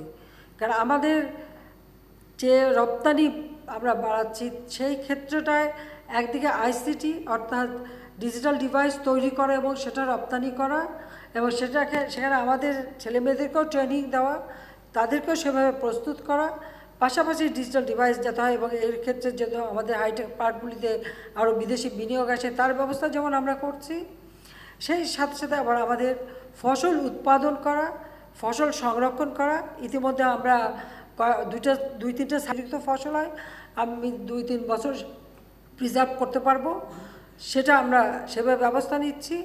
সেই সাথে আমাদের তরি তরকারি, ফল মূল যেটা তৈরি হবে, কোন তরকারিটা অর্থাৎ ধরেন টমেটো হোক বা ফুলকপি হোক বা গাজর হোক বা পাতাকপি হোক বা আমাদের কোনো ফল, এমনকি আমাদের আম, কাঁঠাল, সব কত টেম্পারেচারে ওটা রাখলে পরে সেটা দীর্ঘদিন ভালো থাকবে, এবং সেটাকে আমরা প্রসেস করা এবং রপ্তানি করতে পারবো। সেইভাবে আমরা কিন্তু প্রতিষ্ঠান গড়ে তোলার চেষ্টা করছি, এবং একটা কার্গো ভিলেজও আমরা করব। ইতিমধ্যে জায়গাও আমি দিয়ে দিয়েছি, ওইভাবে বিভিন্ন চেম্বার রেখে যেগুলো আমরা বিদেশে রপ্তানি করব, সেগুলি ওইভাবে চেম্বারে, যাতে কত ঘন্টা কত ডিগ্রি টেম্পারেচারে সেটা তাজা থাকবে সেইভাবে রাখা, এবং এরই মধ্যে আমরা যেন বিদেশে রপ্তানি করতে পারি। অর্থাৎ রপ্তানি ক্ষেত্রটা প্রসারিত করবার জন্য আমরা আমাদের কৃষি পণ্য বা খাদ্যপণ্য বা এটা প্রক্রিয়াজাত করা, সেগুলির উপরে আমরা গুরুত্ব দিচ্ছি। আর সাথে আমাদের আইসিটি ডিভাইসগুলি তৈরি করার, সেটাই এভাবে বিভিন্ন দেখে যেমন এমনকি আমাদের চামড়া শিল্প, আমরা স্লটার হাউস, খুব মডার্ন স্লটার হাউস তৈরি করে দিতে চাই, যেখান থেকে একেবারে এই যে চামড়াটা যখন খুলবে, সেই চামড়াটা যেন কোনো মতে নষ্ট না হয়, সাথে সাথে সেটা প্রিজার্ভের ব্যবস্থা থাকবে, এবং একটা পশু জবাই দেওয়া হওয়ার সাথে সাথে পশুর সব কিছু কাজে লাগে। তার একবার রক্ত, তার হাড় থেকে শুরু করে মাংস তো আমরা খাই, সবই কাজে লাগে। সেগুলির সাথে সাথে প্রিজার্ভ হবে, প্রক্রিয়াজাত হবে, আমরা সেগুলি ব্যবহার করতে পারবো এবং আমরা রপ্তানি করতে পারবো। এইভাবে বহুমুখী পরিকল্পনা আমাদের আছে, আমি সেভাবে বিভিন্ন ব্যবস্থা নিচ্ছি। জানি না কতদিন সময় পাবো, তবে সেগুলি করতে পারবো। এটা তৈরি করে রেখে যাই, তারপর দেখা যাক, যদি যতদিন বেঁচে থেকে করে দিতে পারবো, আর না থাকলে যারা আসবে তারা যাতে করতে পারে সে ব্যবস্থা করব। কিন্তু টিমটা আছে। ওকে, মাননীয় প্রধানমন্ত্রী, আমি Tasmia Nuhiya Ahmed, editor in charge Daily Our Time. এটা বাংলাদেশ এবং এশিয়ার first only women led English daily newspaper. আপনাকে আসলে আমরা আমাদের প্রধানমন্ত্রী হিসেবে এবং অনেক রূপে দেখতে পাই, এর মধ্যে সব থেকে যেটা আমার মতো অনেক নারীর প্রিয়, উইমেন এম্পাওয়ারমেন্টের রোল মডেল হিসেবে আপনাকে দেখতে আমরা সব থেকে বেশি পছন্দ করি। আপনাকে প্রথমে কংগ্রাচুলেট করি লন্ডন এবং ফ্রান্সের 2 সপ্তাহের একটা সফর সফলভাবে সম্পন্ন করার জন্য। আমি খুব রিসেন্ট একটা ঘটনা নিয়ে আপনার মত জানতে চাচ্ছি, যে আমরা জানি রেন্টি ধর্ষণ মামলার বিচারের পরে আমাদের নারী ও শিশু নির্যাতন দমন ট্রাইব্যুনাল থেকে একটা অবজারভেশন এসছে বিচারকের পক্ষ থেকে, সে নিয়ে তুমুল আলোচনা সমালোচনা চলছে দেশে। তো আমরা যখন দেখি, এবং এই বিষয়ে আমাদের মাননীয় আইনমন্ত্রী, আমাদের প্রধান বিচারপতি যে পদক্ষেপগুলো নিয়েছে, আমরা সেটাকে হোল হার্টেডলি অ্যাপ্রিসিয়েট করি। কিন্তু আসলে আমার একটা প্রশ্ন ছিল যে আমাদের যখন এরকম নারী ও শিশু নির্যাতন দমন ট্রাইব্যুনালের মতো ট্রাইব্যুনালের বিচারক নিয়োগ হয়, তাদের তাদের শিক্ষাগত যোগ্যতার ভিত্তিতে যদি তাদের নিয়োগটা হয়, তখন কিন্তু এই ধরনের জেন্ডার বেস ভায়োলেন্সের যে বিচার প্রক্রিয়াটা, সেখানে এ ধরনের অবজারভেশন চলে এসছে আমাদের সামনে, যেটা আমাদেরকে আসলে ভাবিয়ে তোলে। কারণ আমরা এই সময় এসেও আমরা নারীদেরকে নিয়ে এভাবে চিন্তা করছি, যেখানে কিনা আসলে যে জিনিসটা আমাদের কারোর কাছেই আমরা আসলে কেউই চাচ্ছি না। তো আমার প্রশ্নটি হচ্ছে যে এ ধরনের বিচারক নিয়োগের ক্ষেত্রে আপনি তাদের মাইন্ডসেট, তাদের আপব্রিঙ্গিং, তাদের থট প্রসেস, এই জিনিসগুলো অ্যাসেসমেন্টের কোনো বিষয়, কোনো দিক নির্দেশনা কি দিবেন নাকি আমাদেরকে? দেখুন, এখানে বিচারক নিয়োগের ক্ষেত্রে তো কতগুলি নীতিমালা আছে, নিয়ম আছে, এবং জুডিশিয়াল সার্ভিসের মাধ্যমে যারা আসেন তারা তো পরীক্ষা দিয়েই আসে, শিক্ষাগত যোগ্যতা নিয়েই আসে। আর বিচারক নিয়োগ এটা কিন্তু আমার হাতে না, এটা মহামান্য রাষ্ট্রপতির হাতে এবং আমাদের চিফ জাস্টিসের হাতে। কাজে এটা বিচারক নিয়োগের ক্ষেত্রে কিন্তু সমস্যা না, সমস্যা হলো একটা মানুষের মানসিকতার উপর। কাজে এখন যিনি এই ধরনের অবজারভেশন দিয়েছে, এটা তার মানসিকতা, এটা তার ব্যক্তিগত ব্যাপার, তার ব্যক্তিগত মতামত। তবে এটা সঙ্গে সঙ্গে কিন্তু অ্যাড্রেস করা হয়েছে, সঙ্গে সঙ্গে ব্যবস্থা নেওয়া হয়েছে, এটা হলো বাস্তবতা। ধন্যবাদ। প্রধানমন্ত্রী, আমার নাম মানস ঘোষ, আমি এশিয়ান টেলিভিশনে আছি। আপনার লন্ডনের সংবর্ধনা সভায় আপনার একটি মন্তব্য খুব জোর দিয়ে আপনি বলছেন যে বিদেশে বসে বাংলাদেশে ষড়যন্ত্র করা হচ্ছে, দেশ বিরোধী ষড়যন্ত্র করা হচ্ছে। আপনি আসলে কি ধরনের ষড়যন্ত্রের রাজ করছেন, কারা করছে, যদি আমাদের কিছু পরিষ্কার করতেন। ধন্যবাদ। কেন আপনারা কি কিছু টের পান না? আজকে বাংলাদেশের অর্থনৈতিক উন্নতি হচ্ছে, বাংলাদেশ এগিয়ে যাচ্ছে। যারা এর আগে ক্ষমতায় ছিল, আমি জিয়াউর রহমানের কথাই বলি, বা এরশাদ বা খালেদা জিয়ার আমলে 2001 সালে বাংলাদেশ পাঁচবার বিদেশে কী হয়েছে, আন্তর্জাতিকভাবে পাঁচবার দুর্নীতিতে চ্যাম্পিয়ন। আজকে বাংলাদেশে রাজনৈতিক দল, জাতীয় পার্টি, বিএনপি এবং জামাত, মিলিটারি ডিক্টেটররা ক্ষমতা অবৈধভাবে সংবিধান দখল করে তারপরে তারা ক্ষমতায় বসে এই দলগুলি সৃষ্টি করেছে। কাজে এরা হলো ক্ষমতার ছত্রছায়া তৈরি করা দল। ক্ষমতার বাইরে এদের টিকে থাকার কোনো সম্ভাবনা নেই, কারণ এদের শিকড়ের জোর নেই। বাংলাদেশ স্বাধীন দেশ, জাতির পিতা স্বাধীনতা অর্জনের পর 3.5 বছরে এই বাংলাদেশকে স্বল্পোন্নত দেশে উন্নীত করে যান, এবং আওয়ামী লীগ সরকার আসার পর সেই আদর্শ নিয়ে চলে আজকে বাংলাদেশ উন্নয়নশীল দেশে উন্নীত হয়েছে। তাহলে 75 সাল থেকে 96 সাল পর্যন্ত বা 2009 পর্যন্ত যারা ক্ষমতায় ছিল, তারা কেন পায়নি এদেশকে উন্নত করতে? পায়নি একটি কারণে, যে তারা বাংলাদেশের উন্নয়ন কখনো চায়নি, বাংলাদেশের অভ্যুদয় চায়নি, বাংলাদেশ স্বতন্ত্র একটা রাষ্ট্র হিসেবে টিকে থাকুক চায়নি, বাংলাদেশটাকে আবার তারা ব্যর্থ রাষ্ট্র করতে চেয়েছিল। 2009 থেকে 2021 আজকে বাংলাদেশের যে উন্নয়নটা, আজকে সারা বিশ্বে বাংলাদেশের একটা সম্মান, একটা মর্যাদা, এটা তাদের কাছে কখনো ভালো লাগবে না, যে কারণে তাদের ষড়যন্ত্রটা সবসময় হচ্ছে। আপনারা যদি চোখে না দেখেন, আমার কিছু বলার নাই। তাহলে আপনারা তো এটুকু দেখেছিলেন যে চলন্ত বাসে আগুন দিয়ে মানুষ পোড়ানো, নাকি সেটাও ভুলে গেছেন? 2001 সালে কিভাবে মেয়েদেরকে রেপ করা হয়েছে, কিভাবে ঘরবাড়ি দখল হয়েছে, চোখ তোলা হাত কাটা হত্যা করা হয়েছে, সেটা কি দেখেছেন? হ্যাঁ, জিয়াউর রহমানের আমলটা হয়তো অনেকে ছোট ছিলেন, দেখতে পাননি, কিন্তু সেই সময় যে মানুষকে যে নির্বিচারে খুন করা হয়েছে, মুক্তিযোদ্ধাদের খুন করা হয়েছে, একটা দেশে যদি 19 বার, মাত্র 4 বছরের মধ্যে যদি 19 বার কু হয়, তো সেটা কি কোনো রাষ্ট্র হিসেবে টিকে থাকতে পারে? সে 19 বার কু হয়েছে, এবং প্রত্যেক কুতে সেনাবাহিনীর সদস্য, বিমান বাহিনীর সদস্য এবং রাজনৈতিক নেতা কর্মীদের উপর অত্যাচার হয়েছে। আমাদের দেশে আপনারা দেখেছেন কোথায় ময়মনসিংহ বোমা পড়লো, আমাদের ঢাকায় সেই মুনতাসির মামুন থেকে শুরু করে সবাই আসামি করে তাদেরকে টর্চার করা হলো। সেগুলো কি মনে আছে? সেগুলো কি চোখে দেখেছেন? তো যারা এইভাবে অত্যাচার নির্যাতন করে এবং তেল আর গ্যাস বিক্রি বিশৃঙ্খলা দিয়ে ক্ষমতায় এসে দুর্নীতিতে চ্যাম্পিয়ন করে, তারপরে এতিমের অর্থ আত্মসাৎ করে, গ্রেনেড হামলা করে, আমাকে হত্যার চেষ্টা করে, বা 10টা অস্ত্র চোরাকারবারি মামলায় আসামি হয়ে সাজাপ্রাপ্ত হয়ে ফিউজিটিভ হয়ে বিদেশে রয়েছে, তাদের তো প্রচেষ্টা থাকবেই যে বাংলাদেশ সবসময় ব্যর্থ হোক, বাংলাদেশে সবসময় একটা গোলমাল লেগেই থাকুক, এবং চেষ্টা তো তাদের মধ্যে প্রতিনিয়ত করে যাচ্ছে, প্রতিনিয়ত করে যাচ্ছে। এদেশে জঙ্গিবাদের সৃষ্টি কে করেছে, কখন হয়েছে? বাংলা ভাই কখন সৃষ্টি হয়েছে? বাংলা ভাই মিছিল করে, পুলিশ পাহারা দেয়, এটা তো বিএনপির আমলেই। আমরা আসার পর এগুলি দমন করেছি, এগুলিকে আমরা নিয়ন্ত্রণ করেছি, আমরা বিভিন্নভাবে এটা নিয়ন্ত্রণ করে দেশের একটা শান্তিপূর্ণ অবস্থা, উন্নয়ন যাতে হয় সেটাই করে যাচ্ছি। এখন তাদের প্রচেষ্টা থাকবে, আমি জানি সেটা, যে তারা ইলেকশন করে না, কি ইলেকশন নিয়ে প্রশ্ন তোলে। এরা ইলেকশন নিয়ে প্রশ্ন তোলে কীভাবে? জিয়াউর রহমান কী ইলেকশন করেছিল? ৭৭ সালে তার হ্যাঁ না ভোট, ৭৮ সালে তার রাষ্ট্রপতি নির্বাচন, বা ৬৯ সালে তার যে সংসদ নির্বাচন, সেটা কি কোনো নির্বাচন ছিল? বা ৮১ সালে রাষ্ট্রপতি নির্বাচনের কথাই তো স্মরণ করেন। আজকে মানুষ হত্যা বলছেন, সে ৮১ সালে রাষ্ট্রপতি নির্বাচনে কতজন হত্যা হয়েছিল, কত মানুষের ঘর বাড়ি পুড়িয়েছিল, এত তাড়াতাড়ি ভুলে গেলে চলবে? সবাই এত তাড়াতাড়ি ভুলে গেলে কী করে চলে? তা এখনও তাদের ইচ্ছা, তারা 2014 ইলেকশন করবে না। ইলেকশন করবে কিভাবে? ইলেকশন করতে হলে যে সাংগঠনিক শক্তি দরকার হয় বা জনসমর্থন দরকার হয়, সেটা যখন নাই, তখন তারা ওই আমরা করব না, মানি না বলে নিজেদের দৈন্যতাটাই প্রকাশ করে।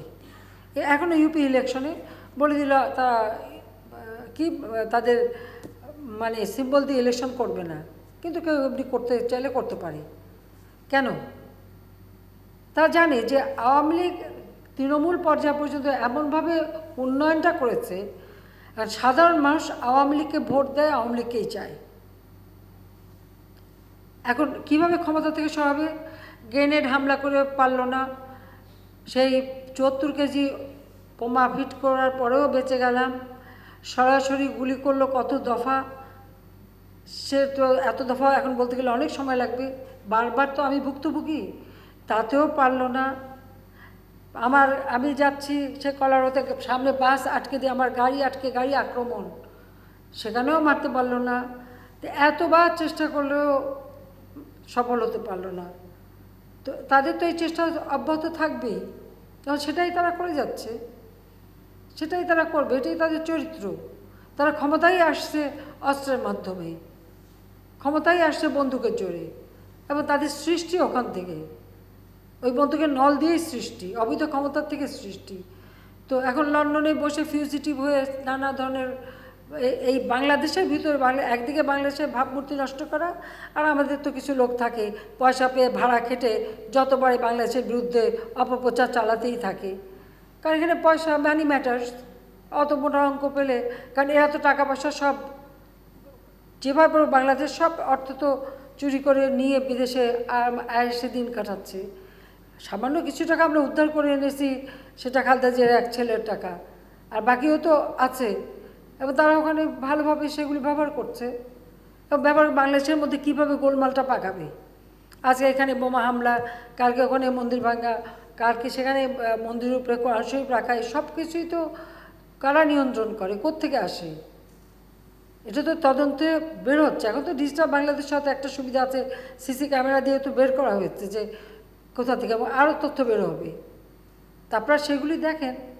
আর সাংবাদিকরাই যদি প্রশ্ন করেন তো ষড়যন্ত্র কোথায়, তার যাবো কোথায়, তো আপনাদেরও বের করা উচিত। আপনারা কী চান? যে দেশে ইলেকশন না হোক, এদেশে ইলেকশন প্রশ্নবিদ্ধ থাক, এদেশে এই যে উন্নয়নগুলির কাজ থমকে যাক, থমকে যে যায় সেটা তো দেখেছেন। 96 থেকে 2001 পর্যন্ত যা করেছিলাম সব থেমে গিয়েছিল। জাতির পিতা স্বাধীনতার পরপর 75 পর্যন্ত যতটুকু এগিয়ে নিয়ে গিয়েছিল, বাংলাদেশ পিছিয়ে গেছে। 96 সালে 1500 মেগাওয়াট বিদ্যুৎ থেকে যখন 4000 মেগাওয়াট করলাম, সেটা কমে দাঁড়ালো আবার 3200-তে। এখন 24,000 মেগাওয়াট বিদ্যুৎ উৎপাদন। আমাদের যা চাহিদা তার থেকে বেশি সবসময় আমরা রাখি, কারণ অনেক সময় অনেকগুলি রিফারবিশ করতে হয়, সেগুলি মেরামত করতে হয়, সেজন্য। এবং আমাদের তো টার্গেট আছে যে আমরা তো একটা দীর্ঘমেয়াদী পরিকল্পনা দিয়েছি যে বাংলাদেশ এসডিজি যেমন বাস্তবায়ন করবে 2030 সালের, 41 সালের মধ্যে বাংলাদেশ, এখন আমরা উন্নয়নশীল দেশ হয়েছি, 41 সালের মধ্যে বাংলাদেশ উন্নত দেশ হবে। ডেল্টা প্ল্যান করে দিয়েছে 100 বছরের। যাতে এই বাংলাদেশ বদ্বীপ কোনো মতে যেন ক্ষতিগ্রস্ত না হয়, প্রজন্মের পর প্রজন্ম যেন সুন্দরভাবে বাঁচতে পারে। তো এই কাজগুলি আগে তো কেউ করেনি। তো এখন এটা হলে পরে এই স্বাধীনতা, স্বাধীন দেশ, আজকে সারা বিশ্বে সম্মান, এটাই তো তাদের মনোকষ্ট। তো ষড়যন্ত্র তো তারা করছে, এখন আপনারা না দেখলে আমার কিছু বলার নাই। আমার চোখে যা দেখি আমি সেটা বলি। আপনি যদি এক মিনিট, কেউ থাকে চোখ থাকিতে অন্ধ, কান থাকিতে বধির, আমার কিছু বলার নাই। মাননীয় প্রধানমন্ত্রী, আমি একটা প্রশ্ন করছি। কয়জন বলবে? একজন একজন বলেন। আমি একটু শেষ করে নিচ্ছি, একটু দূরের থেকে বলুক না ভাই। মাননীয় প্রধানমন্ত্রী, আমি মাহমুদ আল ফয়সাল, আমি মাইটিভিতে কাজ করি। আপনার কাছে আমার এখন সর্বশেষ আপনি যে বক্তব্যটি রাখলেন তার আলোকেই প্রশ্ন। প্রধান বিরোধী দল হিসেবে রাজপথের আমরা বলি, সেই বিএনপি এরই মধ্যে বলেছে যে আগামী নির্বাচন নিয়ে সরকারের সঙ্গে কোনো ধরনের আলোচনায় তারা অংশ নেবে না। এখন সংসদের বিরোধী দল হিসেবে জাতীয় পার্টি, সেই হিসাবে ঠিক আছে, তাদের পক্ষ থেকে এই ইস্যুতে কোনো বক্তব্য নেই, কিন্তু আমরা একটা অংশগ্রহণমূলক নির্বাচন, আগামী নির্বাচন দেখতে চাই। এই অংশগ্রহণ নির্বাচন করবার জন্য আপনার সরকারের পক্ষ থেকে বিরোধী দলের সঙ্গে কোনো সংলাপের উদ্যোগ নেবেন কিনা, এটি হচ্ছে প্রথম প্রশ্ন। আরেকটি বিষয় আপনাকে বলি, মঞ্জুরুল হাসান বুলবুল তিনি আপনাকে একটি প্রশ্ন করেছিলেন, তার একটি অংশ হচ্ছে যে সাবেক প্রধানমন্ত্রী এবং সাবেক বিরোধী দলীয় নেত্রী বিএনপি চেয়ারপারসন খালেদা জিয়া, তার ট্রিটমেন্টের যে বিষয়টি এখন ব্যাপক আলোচিত হচ্ছে, এ বিষয়ে আপনি বিশেষ কোনো পদক্ষেপ গ্রহণ করবেন কিনা, এ দুটি প্রশ্ন। আমার কাছে চান কিভাবে, আমার কাছে চান কিভাবে বলেন তো? খালেদা জিয়াকে যে কারাগার থেকে বাসায় থাকতে দিচ্ছে, চিকিৎসা করতেছি, এটাই কি বেশি না? আপনাকে যদি কেউ হত্যা করার চেষ্টা করতো, আপনি কি তাকে গলায় ফুলের মালা দিয়ে নিয়ে আসতেন? বলেন আমাকে। বা আপনার পরিবারকে কেউ যদি হত্যা করতো, আর সেই হত্যাকারীকে যদি কেউ বিচার না করে পুরস্কৃত করে বিভিন্ন দূতাবাসে চাকরি দিত, তাদের জন্য আপনি কি করতেন? আমি থাকতে হত্যাকারীকে 15ই ফেব্রুয়ারি 96 সালের ইলেকশনে ভোট দিয়ে পার্লামেন্টে বসানো, যেখানে আমি বিরোধী দলের নেতা ছিলাম, সেখানে বসানো হলো কর্নেল রশিদকে। কে করেছিল? খালেদা জিয়া। খায়রুজ্জামান আসামি, তার মামলার রায় হবে, চাকরি নাই। খালেদা জিয়া ক্ষমতায় এসে সে আসামিকে চাকরি দিল ফরেন মিনিস্ট্রিতে, অ্যাম্বাসেডর করে পাঠালো। পাশা একজন খুনি মারা গেছে, মৃত ব্যক্তিকে ক্ষমতা এসে প্রমোশন দিয়ে, সে সেনাবাহিনীর অফিসার ছিল, প্রমোশন দিয়ে তার সমস্ত অবসর ভাতাটা সব দিয়ে দিল। আর আমার গ্রেনেড হামলার পরে বলে দিল কি, আমি ভ্যানিটি ব্যাগে করে গ্রেনেড নিয়ে নিজে আত্মহত্যা করতে নিজেকে মেরেছিলাম।